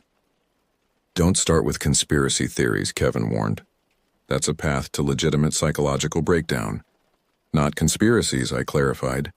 Community practices, regional customs that outsiders aren't meant to understand. This framing resonated with information fragments I'd accumulated through research. Isolated rural communities developing independent behavioral systems outside mainstream cultural norms. Throughout Appalachia and similar regions, geographical isolation had historically enabled the preservation of practices abandoned elsewhere. Whatever's happening, I continued, it's connected to that land, to the Jenkins property. Something about our presence there triggered a response that hasn't concluded. Kevin considered this perspective, his expression suggesting reluctant acceptance of its plausibility. So what's the endgame? What do they want from us? The question crystallized our fundamental uncertainty. Traditional territorial warnings achieved their objective through our immediate departure. Extended surveillance and intimidation suggested different motivation, something beyond simple boundary enforcement. Recognition, I proposed, the concept formulating as I articulated it. Acknowledgement that we understand the warning and respect the boundary. Maybe we're supposed to demonstrate that somehow. This theory aligned with anthropological patterns of territorial dispute resolution in traditional societies. Violation required not only cessation, but formal acknowledgement of transgression. Our hasty departure might have satisfied physical removal, without fulfilling the cultural requirement for proper acknowledgement. So what? We send an apology letter to a family we've never met for camping on unmarked private property? Kevin's skepticism contained undercurrents of desperate hope for simple resolution. Maybe something more direct, I suggested. Return to the boundary, not the actual property, and leave some form of acknowledgement. Traditional cultures often use symbolic exchanges to resolve territorial violations. The proposal contained obvious risks, but offered potential resolution that avoidance strategies had failed to provide. Kevin's expression registered intense conflict between rational rejection and desperate willingness to try anything that might end the psychological siege. I'll talk to Jason, I assured him. We'll approach this methodically. Kevin nodded without verbal agreement, but his posture reflected marginal relaxation, the first reduction in visible tension I'd observed since our meeting began. Whether my theory held validity remained uncertain, but the prospect of proactive response offered psychological benefit independent of actual efficacy. As we parted ways, Kevin gripped my shoulder with unexpected intensity. Whatever we decide, we stay together on this. No individual heroics. The instruction struck me as uncharacteristically dramatic for his typically reserved personality, yet perfectly aligned with our altered reality. The unspoken understanding between us acknowledged that conventional behavioral norms no longer applied to our situation. We had crossed an invisible boundary and entered territory governed by different rules we were struggling to decipher before consequences escalated beyond psychological intimidation. The solution crystallized, from necessity rather than inspiration. After extensive consultation, Jason, Kevin, and I developed a response plan balancing rational skepticism with acknowledgement of inexplicable experiences. We would return to the general area, maintaining safe distance from the actual Jenkins property, and perform a symbolic acknowledgement of territorial violation and subsequent withdrawal. Research into traditional Appalachian customs provided limited guidance, but suggested the importance of reciprocal exchange, a token or offering representing recognition of established boundaries. The specific form mattered less than the deliberate ritual acknowledgement of transgression and commitment to future avoidance. We selected a neutral location approximately 1 mile from our original campsite, close enough to connect with the territory in question, while remaining on clearly marked public land. The date, exactly 1 month after our initial experience, carried no specific significance beyond providing adequate preparation time. "This feels ridiculous," Jason commented as we assembled at the Forest Service trailhead on the appointed morning. Despite his verbal skepticism, his participation confirmed shared desperation for resolution. "Probably is," I acknowledged. "But conventional approaches haven't worked. Sometimes addressing irrational experiences requires stepping outside rational frameworks." Kevin remained silent, his attention directed toward the forest rather than our conversation. His security footage had captured additional nighttime observations during intervening weeks, establishing patterns that defied coincidental explanation. The psychological toll manifested in his physical appearance: significant weight loss, persistent insomnia indicators, hypervigilant posture. Our preparation included documentation of property boundaries to ensure we remained on public land throughout the process. The symbolic offering, a small wooden container containing salt, coins, and locally sourced tobacco, represented traditional elements from regional folklore regarding territorial acknowledgement. The forest presented entirely different characteristics in daylight, compared to our memory of pre-dawn discovery. Sunlight penetrated the canopy in distinct shafts, creating illuminated pathways through otherwise shadowed understory. Wildlife sounds, bird calls, rustling vegetation, distant movement, created continuous audio texture that emphasized the previous unnatural silence we'd experienced. We hiked approximately 15 minutes to our designated location, a small clearing beside the official trail where Forest Service boundary markers clearly designated public land. The proximity to Jenkins' property remained tangible despite legal separation, an awareness heightened by our previous experience. "This feels as far as we should go," I suggested, receiving immediate agreement from my companions. The ritual itself manifested as deliberately simplified ceremony. Placement of our offering container at the clearing's edge facing Jenkins' property, followed by verbal acknowledgement of boundary violation and commitment to future respect. The specific wording emerged spontaneously, emphasizing genuine regret for unintentional trespass rather than theatrical performance. "We acknowledge crossing boundaries without permission," I stated toward the forest beyond the clearing. "We recognize this territory belongs to others and commit to respecting those boundaries henceforth."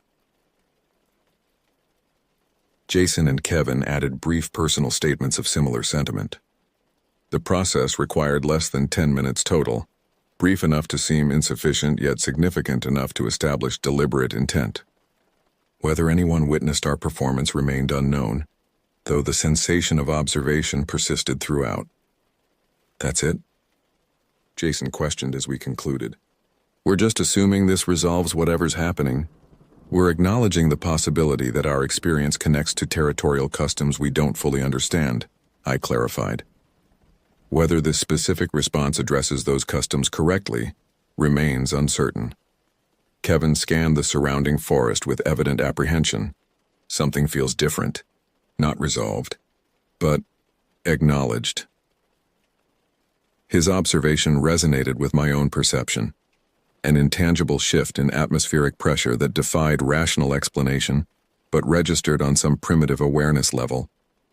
The forest retained its fundamental character, but somehow conveyed different energy toward our presence. Assessment rather than hostility. We departed without further ceremony, maintaining silent vigilance during our return hike. The sensation of observation persisted, though its quality had transformed from malevolent surveillance to neutral documentation. Whether this perception reflected actual external change or psychological projection remained indeterminable. The subsequent weeks brought gradual reduction in unexplained occurrences. Kevin reported no further night visitors captured on security footage. Jason's domestic anomalies ceased entirely.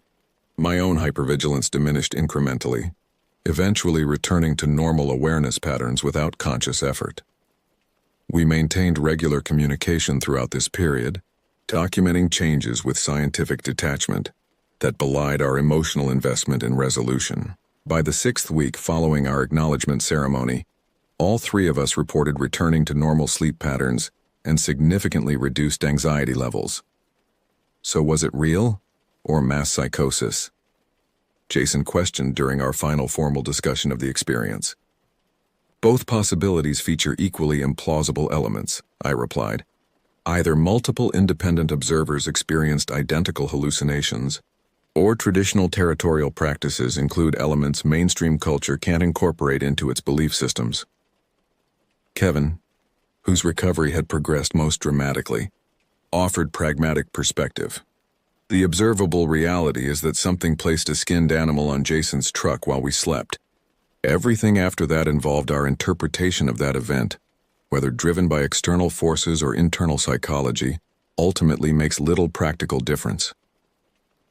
This conclusion, while unsatisfying from purely rational perspective, provided functional resolution that allowed reintegration into normal life patterns.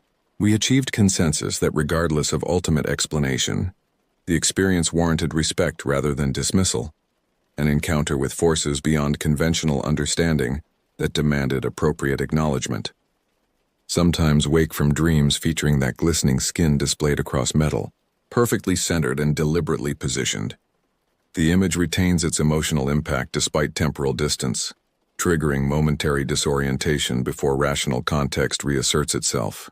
These episodes have diminished in frequency, but persist as permanent psychological imprints, reminders of boundaries crossed and lessons painfully acquired. We haven't returned to those woods, nor do we intend to. Some territories remain better respectfully avoided, their boundaries acknowledged without challenge. The wilderness contains more than physical danger. It preserves ancient understanding that modern perspective has forgotten rather than transcended.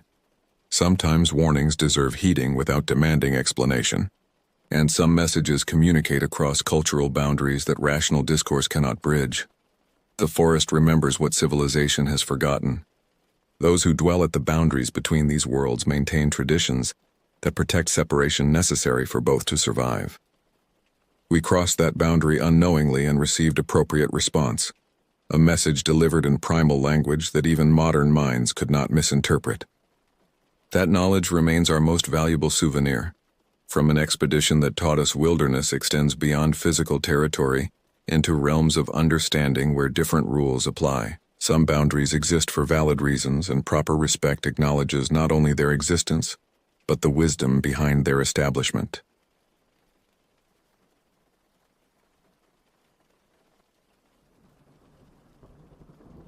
I have always found peace in isolation. As a 29-year-old woman living in an urban landscape constantly buzzing with activity, I discovered early that my energy depletes rapidly in crowds and regenerates in solitude. The endless stream of social interactions and obligations that constitute modern life often left me overwhelmed and yearning for escape. Not the kind of escape that involves exotic destinations or elaborate plans, but rather the simple act of being alone in nature, surrounded by trees instead of buildings, listening to birdsong instead of car horns. The conservation area became my sanctuary approximately 18 months ago. Located adjacent to the Pinehurst Golf Club and bordered by the Riverside subdivision, this modest woodland offered an accessible retreat just 15 minutes from my apartment. What made it particularly appealing was how surprisingly empty it could be during certain hours or weather conditions that deterred casual visitors. My colleagues often expressed concern about my solitary excursions. "Isn't it dangerous to go there alone?" they would ask with genuine worry. I would explain that the area was well patrolled, with signs indicating surveillance cameras throughout the property. The proximity to residential areas and the regular presence of dog walkers and photographers made it feel secure despite its natural setting.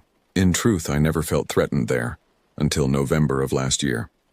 My preference for visiting during unpopular hours developed organically. I discovered that early mornings on weekdays, late afternoons when the temperature dropped, or during light precipitation significantly reduced the number of visitors. These conditions created the perfect environment for me to decompress. The fewer people I encountered, the more authentic my connection with nature felt. Looking back now, I recognize how my quest for solitude inadvertently increased my vulnerability. The very conditions I sought, fewer witnesses, reduced visibility, challenging weather, created the perfect opportunity for someone with malicious intent. At the time, however, I believed I was making reasonable choices. After all, I still visited during daylight hours and remained in a managed conservation area with nearby civilization. The rhythm of these visits became therapeutic for me. Each week I would identify days with suboptimal weather forecasts and plan my visits accordingly. I documented bird sightings, practiced outdoor skills, and simply allowed myself to exist without the constant stimulation of modern life. Sometimes I brought a sketchbook, other times a field guide for local flora. Occasionally I brought nothing at all, preferring to walk mindfully through the landscape, absorbing its details without artificial filters. November brought shorter days and colder temperatures, conditions that typically guaranteed me the privacy I craved. The conservation area transformed during this season, shedding its vibrant autumn colors for more subdued tones of brown and gray. The reduced foliage offered clearer sightlines through the woods, which I appreciated for wildlife spotting. It never occurred to me that this improved visibility worked both ways, making me equally observable to anyone watching from a distance. The Riverside Conservation Area spans approximately 200 acres, a modest size compared to state parks but substantial enough to create a sense of immersion in nature. The primary trail forms a figure-8 pattern with various smaller paths branching off into specific ecosystems, wetlands to the east, deciduous forest in the center, and the pine plantation to the northwest. The area's diversity within a relatively compact space made it ideal for regular visits. as each section offered different experiences throughout the seasons. The pine plantation particularly fascinated me. Unlike the rest of the conservation area, which followed natural succession patterns, the plantation represented human intervention. Orderly rows of mature pine trees planted decades ago for timber harvest that never occurred due to changing land management policies. The trees stood tall and uniform, creating cathedral-like spaces between their trunks. The ground beneath remained relatively clear except for a thick carpet of russet pine needles, making it easier to walk through than the denser undergrowth elsewhere. The plantation existed off the official trail network, requiring deliberate navigation to reach. Most visitors stuck to marked paths, making this section particularly deserted. I appreciated how the acoustics changed there, the pine needles absorbing sound and creating a profound stillness, unlike anywhere else in the conservation area. The air carried a distinct resinous scent, especially potent on warmer days or after rain when the moisture activated the aromatics in the needles. During previous visits, I had spotted an owl residing in this section, a barred owl that seemed relatively habituated to human presence if one approached carefully. The sighting had thrilled me, and I documented it meticulously in my nature journal, including sketches and behavioral notes. Finding the owl again became one of my objectives during subsequent visits. The main parking lot served as the primary access point, with space for approximately 20 vehicles. On typical weekends, the lot filled to capacity, but during inclement weather or weekday afternoons, finding it nearly empty wasn't unusual. A bulletin board displayed trail maps, wildlife alerts, and notices about conservation activities. Multiple signs warned visitors about surveillance cameras throughout the property, a detail that had previously provided comfort rather than raising questions about why such security was necessary. I, too, had established familiar patterns during my visits. I would park, check the bulletin board for any new notices, and then head directly to whichever section matched my mood or objectives for the day. The pine plantation had become a frequent destination, particularly when I wanted to practice navigation skills or search for the resident owl. Its location approximately half a mile from the parking lot meant few casual visitors ventured there, especially during unpleasant weather. In retrospect, I realize how predictable my behavior had become. Anyone observing the area regularly could anticipate where a solitary visitor might head, particularly one who clearly valued isolation. The very routines that brought me comfort created a vulnerability I had never considered, a pattern that could be studied and exploited. November 8th arrived with a particular atmospheric moodiness that I found appealing. Temperatures hovering around 40 degrees, a light drizzle that discouraged most outdoor enthusiasts, and a dense fog that transformed the familiar landscape into something more atmospheric. Perfect conditions for solitude. I arrived at approximately 4:15 p.m., knowing daylight would begin fading within 2 hours, but confident I could complete my planned activities before darkness set in. The parking lot appeared empty from a distance, exactly as I had hoped. As I pulled in, however, I noticed a vehicle positioned in the far corner, a blue pickup truck with mud splattered across its lower panels and wheel wells. The make and model weren't immediately apparent through the foggy conditions, but its presence registered as unusual. Typically, the few vehicles present during inclement weather belonged to dog walkers, who generally drove sedans or small SUVs. A figure sat in the driver's seat, visible as a dark silhouette behind rain-streaked windows. I felt the weight of observation as I gathered my backpack and locked my car, though I couldn't definitively confirm the person was watching me. The sensation triggered a momentary unease that I quickly dismissed. Public parking lots naturally create situations where people observe others. Nothing inherently threatening existed in the scenario. My agenda that afternoon centered on practicing navigation skills with a compass I had recently purchased. The conservation area provided an ideal training ground, familiar enough to prevent actually becoming lost, but varied enough to present legitimate navigational challenges. The pine plantation, with its grid-like arrangement of trees, offered perfect conditions for practicing straight-line travel and triangulation techniques. Followed the main trail for approximately 10 minutes before reaching the unmarked access point, leading to the plantation. No official sign marked this transition, only subtle indicators familiar to regular visitors. A slight widening in the understory, a game trail more prominent than others, the visible shift in tree species ahead. I checked my compass and identified my first landmark, a particularly tall pine approximately 300 yards ahead that stood slightly apart from its neighbors. The transition from trail to off-trail travel required pushing through a section of denser vegetation that formed a natural boundary around the plantation. The recent rain amplified every sound, branches scraping against my jacket, my boots squelching in mud, the persistent patter of droplets striking leaves. These natural sounds masked other movements, creating an auditory vulnerability I hadn't considered. Approximately halfway to my targeted landmark, a distinct sound broke through the ambient noise, branches snapping and undergrowth rustling in a pattern inconsistent with wildlife movement. The directionality indicated the sound originated from the trail access point I had used minutes earlier. I turned, expecting to see a dog walker who had decided to venture off trail. Instead, I saw him, the driver from the blue pickup truck. He stood partially obscured by the boundary vegetation, wearing a dark green rain jacket with the hood pulled up, obscuring much of his face. His posture suggested he had frozen mid-step when I turned, creating an unnaturally still silhouette against the mist-shrouded background.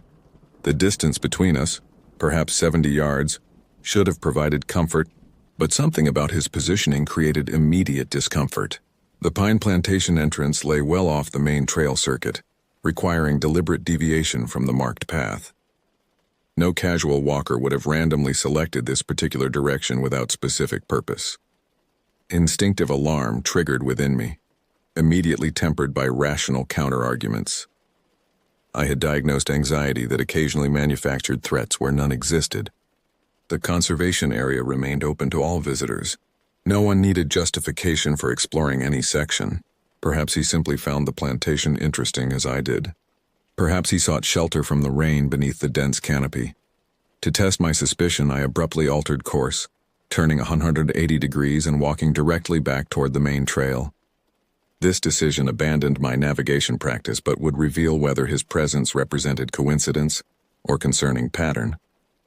A legitimate hiker would likely continue their own trajectory, perhaps puzzled by my sudden departure but unaffected by it. He followed. Not immediately, but after a brief hesitation, his path adjusted to mirror mine. I increased my pace slightly, not rushing but moving purposefully. When I reached the denser boundary vegetation, I pushed through quickly and returned to the main trail, then paused as if consulting my compass. Through peripheral vision, I observed him emerging from the same vegetation screen moments later. The sequence of events defied innocent explanation.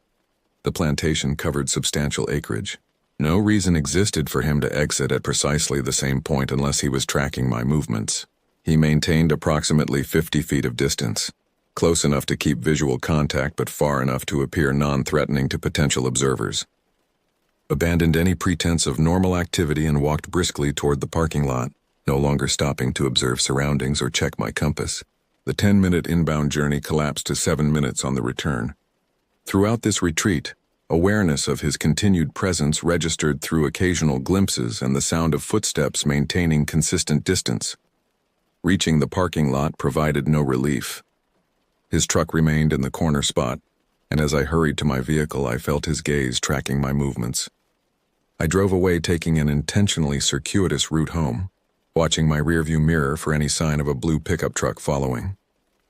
None appeared, but the experience left me profoundly disturbed. The week following the incident transformed ordinary activities into exercises in hypervigilance. I found myself scanning parking lots for blue pickup trucks, studying the faces of men in public spaces, and second-guessing my established routines. Sleep became fragmented, interrupted by replays of the encounter that morphed into more threatening scenarios than what actually occurred. Despite this disruption, I gradually began rationalizing the experience. Perhaps he had indeed been looking for the same owl I had previously spotted, having heard about it through local birding networks. Perhaps he actually lived nearby and regularly walked that section. Explaining his familiarity with the off-trail area, perhaps my obvious discomfort had made him uncomfortable, causing him to leave when I did out of social awkwardness rather than malicious intent.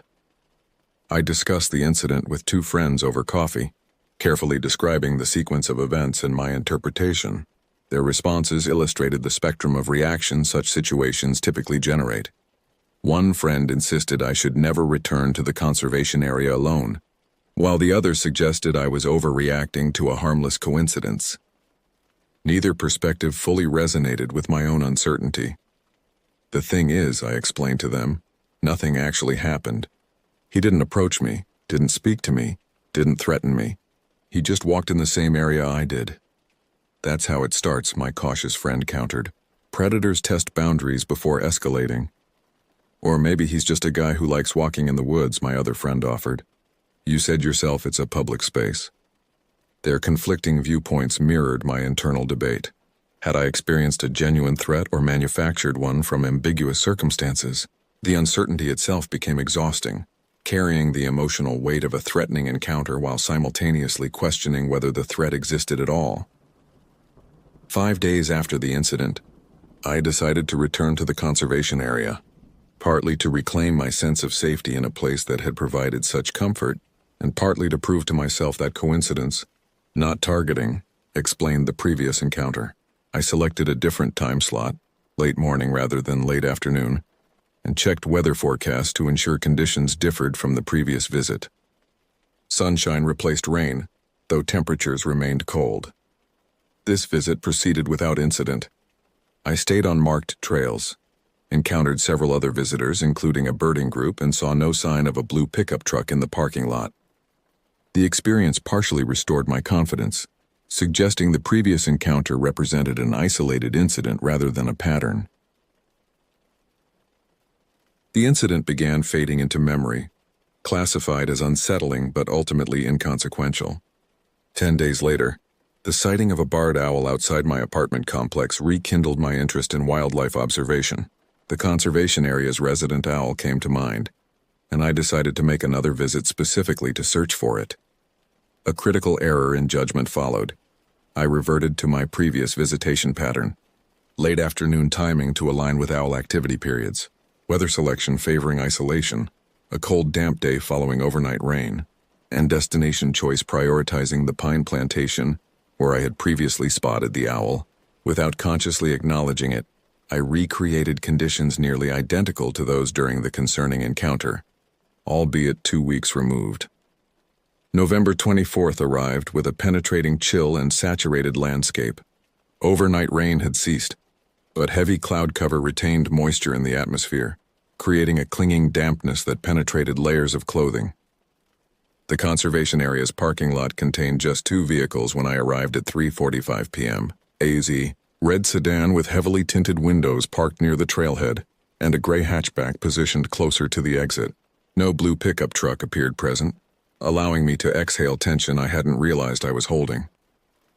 Equipment for this visit included binoculars, a small field notebook, and the same compass from my previous navigation practice. My objective focused entirely on relocating the barred owl, which previous observation suggested would become active as daylight diminished.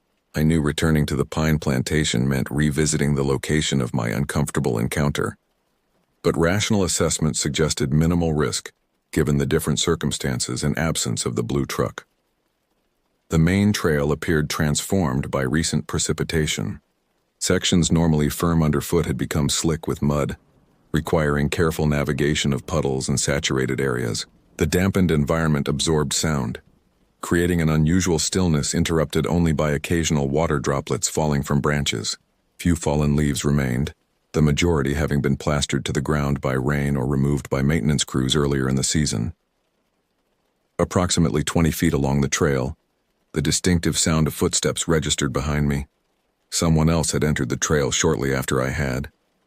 The timing seemed coincidental rather than concerning, likely another visitor who had arrived while I organized my equipment. I continued at my established pace, expecting the follower to either overtake me or divert onto one of the alternative paths that branched from the main trail. Neither occurred. For several minutes, the footsteps maintained consistent distance, matching my pace precisely. When I paused briefly to observe a woodpecker working on a dead tree, the sounds behind me ceased. When I resumed walking, so did they. The pattern triggered uncomfortable déjà vu, but I reminded myself that coincidental timing explained the parallel movement. The The trail offered limited options until reaching the first major junction approximately a quarter-mile ahead. Reaching that junction, I deliberately selected the less-traveled path leading toward the pine plantation rather than continuing on the popular loop trail. This decision point would reveal whether the person behind me happened to share my destination or was deliberately matching my movements. I quickened my pace slightly after making the turn, putting additional distance between us. The sounds of pursuit momentarily faded, suggesting the follower had continued on the main path. Relief lasted approximately 30 seconds before I detected renewed movement behind me. Quieter now, as though attempting to mask their approach. I maintained my forward trajectory while mentally calculating options. The pine plantation lay ahead approximately 200 yards, offering clear sight lines but fewer escape routes than the more developed trail system. Reversing course would force direct confrontation with whoever followed. Continuing forward at least provided familiar territory and potential access to the secondary exit on the plantation's far side. Reached the boundary vegetation screening the plantation and pushed through quickly, deliberately selecting a different entry point than during my previous visit. The plantation's organized pattern of trees came into view, their straight rows extending into foggy distance. Moisture clung to pine needles, occasional droplets falling when breezes disturbed branches. Perfect conditions for owl activity, terrible conditions for human visibility and orientation. A rustling sound emanated from the boundary vegetation behind me. I turned sharply, anticipating the worst. The boundary foliage parted, and a figure stepped through, a man wearing the same dark green rain jacket I had seen 2 weeks earlier. Recognition hit simultaneously from both directions. His posture stiffened when he realized I had turned to face him directly. The distance between us, perhaps 30 yards, allowed clear visual confirmation that this was indeed the same individual from the blue pickup truck. Medium height and build, approximately mid-40s with a day's growth of facial hair visible beneath his hood. Nothing particularly remarkable about his appearance except the context. His presence in exactly the same unusual location as our previous encounter. Coincidence became impossible to rationalize. The conservation area covered extensive acreage with numerous trails and features. The pine plantation represented a specific off-trail destination, requiring deliberate navigation to locate. His appearance in this precise location, following the same person he had followed previously, defied statistical probability. Immediate fear threatened to paralyze my decision-making. I forced myself to appear calm while assessing options. Direct confrontation seemed unwise given the isolation. Retreat along the same path would require passing directly by him. The most viable option involved moving deeper into the plantation toward the location where I had previously spotted the owl, then circling around to reach the secondary exit path. I turned and walked purposefully toward a recognizable cluster of trees approximately 100 yards distant, where the owl had nested during previous observation. This movement led deeper into the plantation, rather than toward immediate escape. But it created distance while I formulated a more comprehensive exit strategy. Upon reaching the owl's previous location, I made a show of scanning the trees with binoculars while monitoring the man's movements through peripheral vision.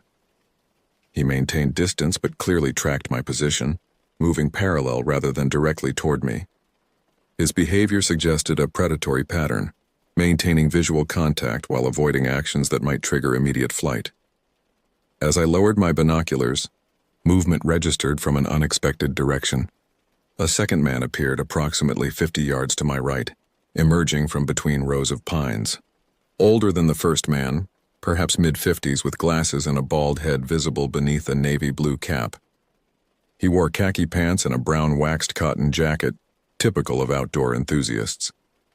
The presence of a second person initially triggered relief, a potential witness or assistance if needed.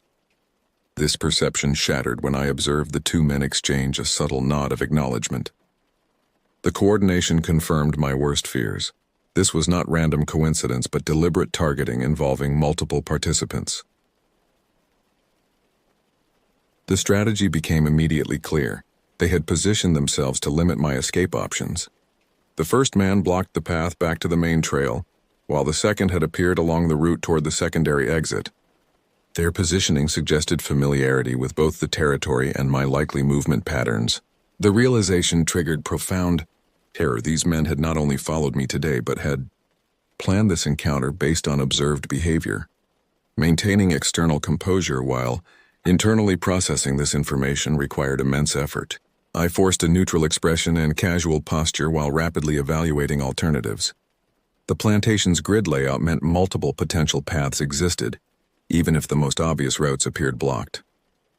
The men's positioning suggested they anticipated my awareness of the two formal exits, but might not expect knowledge of unofficial access points. I began walking diagonally across the plantation, selecting a direction that appeared random but actually led toward a maintenance access point I had discovered during previous explorations. This route initially led away from both the parking lot and residential areas, potentially confusing my pursuers about my intended destination. The first man began moving more directly toward me, abandoning pretense of coincidental presence. The second man adjusted his position to maintain the flanking arrangement. Their movement patterns confirmed coordinated action rather than independent activities. The distance between us, still substantial enough to prevent immediate interception, had begun decreasing. Reaching a particularly dense stand of pines, I abruptly increased my pace to a rapid walk, utilizing the momentary visual obstruction to create confusion about my direction. I angled sharply toward the maintenance access while the denser vegetation temporarily obscured direct sight lines. The change in pace and direction bought precious seconds of advantage. As I approached the maintenance access, essentially a narrow break in the boundary vegetation where equipment occasionally entered, the sound of accelerated movement behind me confirmed my pursuers had realized my strategy. The first man had broken into a jog, attempting to intercept my path before I reached the boundary. I pushed through the access point and emerged onto an unmaintained service road that connected to the main parking area through a circuitous route. The muddy conditions that had earlier seemed unpleasant now provided critical advantage. The churned earth recorded clear footprints, meaning my pursuers would know exactly which direction I had taken. Rather than attempting to hide my trail, I used this knowledge strategically, moving rapidly along the obvious path while planning to divert suddenly when opportunity presented. That opportunity arrived approximately 200 yards along the service road, where it crossed a shallow seasonal stream. I followed the road across the stream, deliberately leaving clear tracks, then continued 20 yards beyond before cutting sharply into the underbrush and doubling back. I entered the stream itself, using the watercourse as a trackless path that paralleled the service road while concealing my presence. The gambit succeeded. Minutes later, both men hurried past my position along the service road, following the misleading tracks. Their faces now clearly visible, expressions revealing frustration and focused determination rather than casual interest. They continued along the false trail while I remained motionless in the shallow water, partially concealed by overhanging vegetation. When sufficient distance separated us, I carefully extracted myself from the stream and moved perpendicular to the service road, taking a direct route toward the parking area through untracked forest. The navigation skills I had been practicing now served critical purpose, allowing orientation without established paths. I reached the parking lot approximately 15 minutes later, soaking wet from mid-calf down and covered with patches of mud, but otherwise unharmed. The two vehicles previously noted remained present, the red sedan with tinted windows and the gray hatchback. An additional vehicle had appeared, the blue pickup truck, now parked directly beside my car in what appeared to be deliberate intimidation or attempt to block easy departure. The immediate priority involved documenting identifying information before potential confrontation. I extracted a small notepad from my jacket pocket and rapidly recorded license plate numbers for all three vehicles, along with basic descriptions. This action, performed in plain view, served dual purpose, creating evidence and signaling to any observers that I had taken precautionary measures. No one appeared immediately present in the parking lot, suggesting my pursuers remained on the service road following the false trail. This temporary advantage provided opportunity for departure before their return. I moved quickly to my vehicle, entered, and locked the doors immediately. As I prepared to depart, movement at the trailhead caught my attention. The first man, the one from the blue pickup truck, emerged from the trail, breathing heavily from exertion. He spotted me immediately and began moving toward the parking lot with purposeful strides. His appearance suggested he had separated from his companion and taken a more direct route back upon discovering the deception. I started my engine and began backing out, intentionally angling away from the approaching figure. He accelerated to a run, attempting to reach the lot before I could exit. As I completed the maneuver and shifted into drive, he arrived at his truck and quickly entered it. I pulled onto the access road leading away from the conservation area, watching through my rearview mirror as the blue pickup's headlights illuminated. The conservation area's access road connected to Riverside Drive, a moderately traveled two-lane road that provided multiple route options. I selected the direction leading toward commercial areas rather than residential zones, prioritizing public spaces with potential witnesses. The blue pickup appeared in my rearview mirror, maintaining consistent distance as I navigated the winding road. At the intersection with Hampton Boulevard, the truck pulled alongside my vehicle while waiting for the traffic light. The driver, now clearly visible without his hood, stared directly at me while raising a smartphone, apparently taking photographs. The intrusion felt violating even through the barrier of glass and metal separating us. When the light changed, I accelerated and turned right toward the shopping district, while he performed an illegal U-turn and drove rapidly in the opposite direction. The sudden termination of pursuit provided no immediate relief. The man now possessed photographs, potentially including my license plate.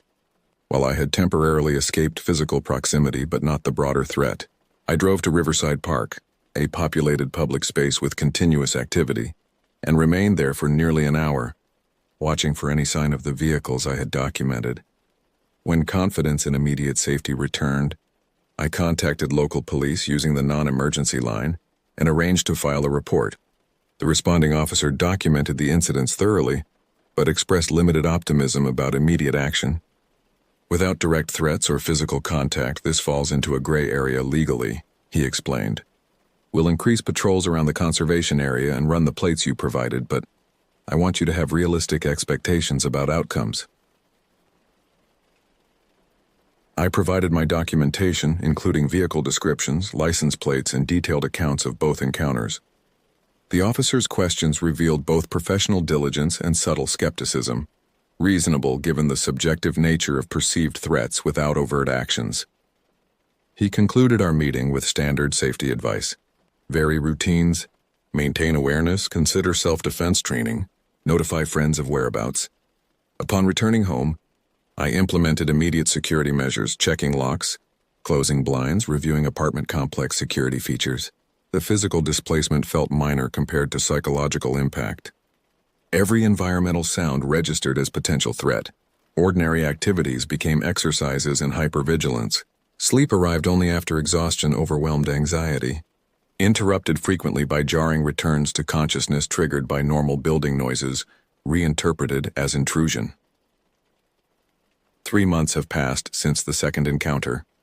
The police investigation identified the owner of the blue pickup truck through registration records but found insufficient evidence to pursue charges. The detective assigned to the case informed me that the individual had a previous complaint filed against him for similar behavior in a different jurisdiction, information that validated my experience while emphasizing how such cases often fall short of actionable legal thresholds. The second man was never identified.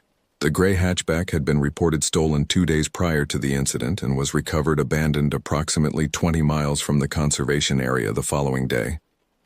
The red sedan with tinted windows yielded no useful information, likely unconnected to the individuals involved, simply another visitor coincidentally present. Physical safety has remained intact, but psychological well-being continues requiring active management. I relocated to a different apartment complex with enhanced security features, gated access, surveillance cameras, and on-site management. My routines have transformed to prioritize populated areas and group activities, rather than solitary experiences. The conservation area that once provided refuge now represents threat. I have not returned despite occasional longing for the natural spaces it contained. Professional counseling has provided crucial support for processing the experience and managing resultant anxiety. The therapist specializing in trauma response identified specific patterns in my reaction: hypervigilance, sleep disruption, avoidance behaviors, and developed targeted strategies for addressing each component. Progress occurs incrementally rather than transformatively, measured in moments of decreased vigilance and increased comfort in public spaces. The most profound loss involves the dissolution of solitude as restorative practice. The essential isolation that previously recharged internal resources now triggers immediate threat response. Attempts to recapture this experience in alternative locations, different parks, indoor sanctuaries, private gardens, have yielded limited success. The association between isolation and vulnerability appears fundamentally altered, perhaps permanently. Friends have responded with varying degrees of understanding and support. Some immediately incorporated protective behaviors, offering accompaniment for outdoor activities, checking in regularly, researching security measures. Others expressed difficulty comprehending the impact of an experience where nothing actually happened. This dichotomy mirrors internal struggle, reconciling profound psychological impact with absence of physical harm. The investigating detective provided context that simultaneously validated and disturbed. Predatory individuals often select victims based on predictable isolation and established patterns, she explained during our final follow-up meeting. Your situational awareness and quick thinking likely prevented escalation. Most people don't recognize the danger until too late.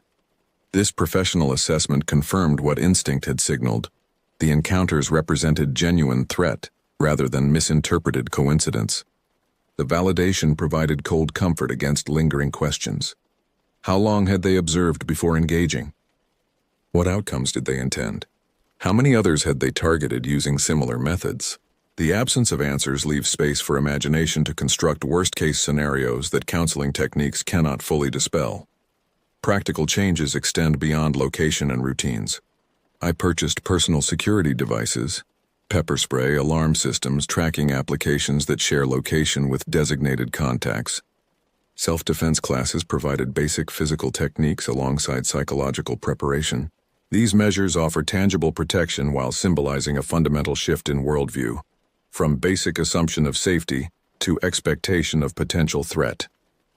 The most difficult aspect involves explaining this transformation to others who haven't experienced similar violations of security. "You're being paranoid," a coworker commented after I declined an invitation to an evening walk along an urban trail. The statement itself validates the pre-incident perspective, that precaution equals overreaction, that threat requires demonstration before warranting response. I no longer share this luxury of assumption. If meaningful resolution exists, it emerges not through forgetting but through integration, incorporating the experience into a revised understanding of reality without allowing it to dominate all aspects of existence. Certain activities remain restricted or modified, certain locations permanently avoided, yet gradually, carefully, with appropriate safeguards, new patterns develop that accommodate both increased awareness and continued engagement with life's essential experiences. The conservation's area's pine plantation occasionally appears in dreams, sometimes as idyllic space recaptured, sometimes as setting for imagined worst outcomes. Both versions represent processing rather than prediction. The actual location continues existing independent of my experience there, with visitors enjoying its spaces unaware of specific history. This disconnection between personal significance and objective reality underscores how individual experiences reshape environments through perception. I still seek moments of controlled solitude, brief intervals in secure environments where external stimulation recedes and internal calm emerges. These experiences differ qualitatively from previous immersions, but fulfill similar functions in diminished form. Adaptation continues, balance gradually reestablishes, and time creates distance from acute experience without erasing essential lessons. The men who followed me that day altered my relationship with solitude and security in ways they likely never considered while pursuing whatever objective motivated their actions. But they did not secure ultimate victory. Fear transforms but does not define. Caution replaces naivety without eliminating joy. I move through the world differently now, more aware, more prepared, more conscious of potential threats, but I continue moving forward nonetheless.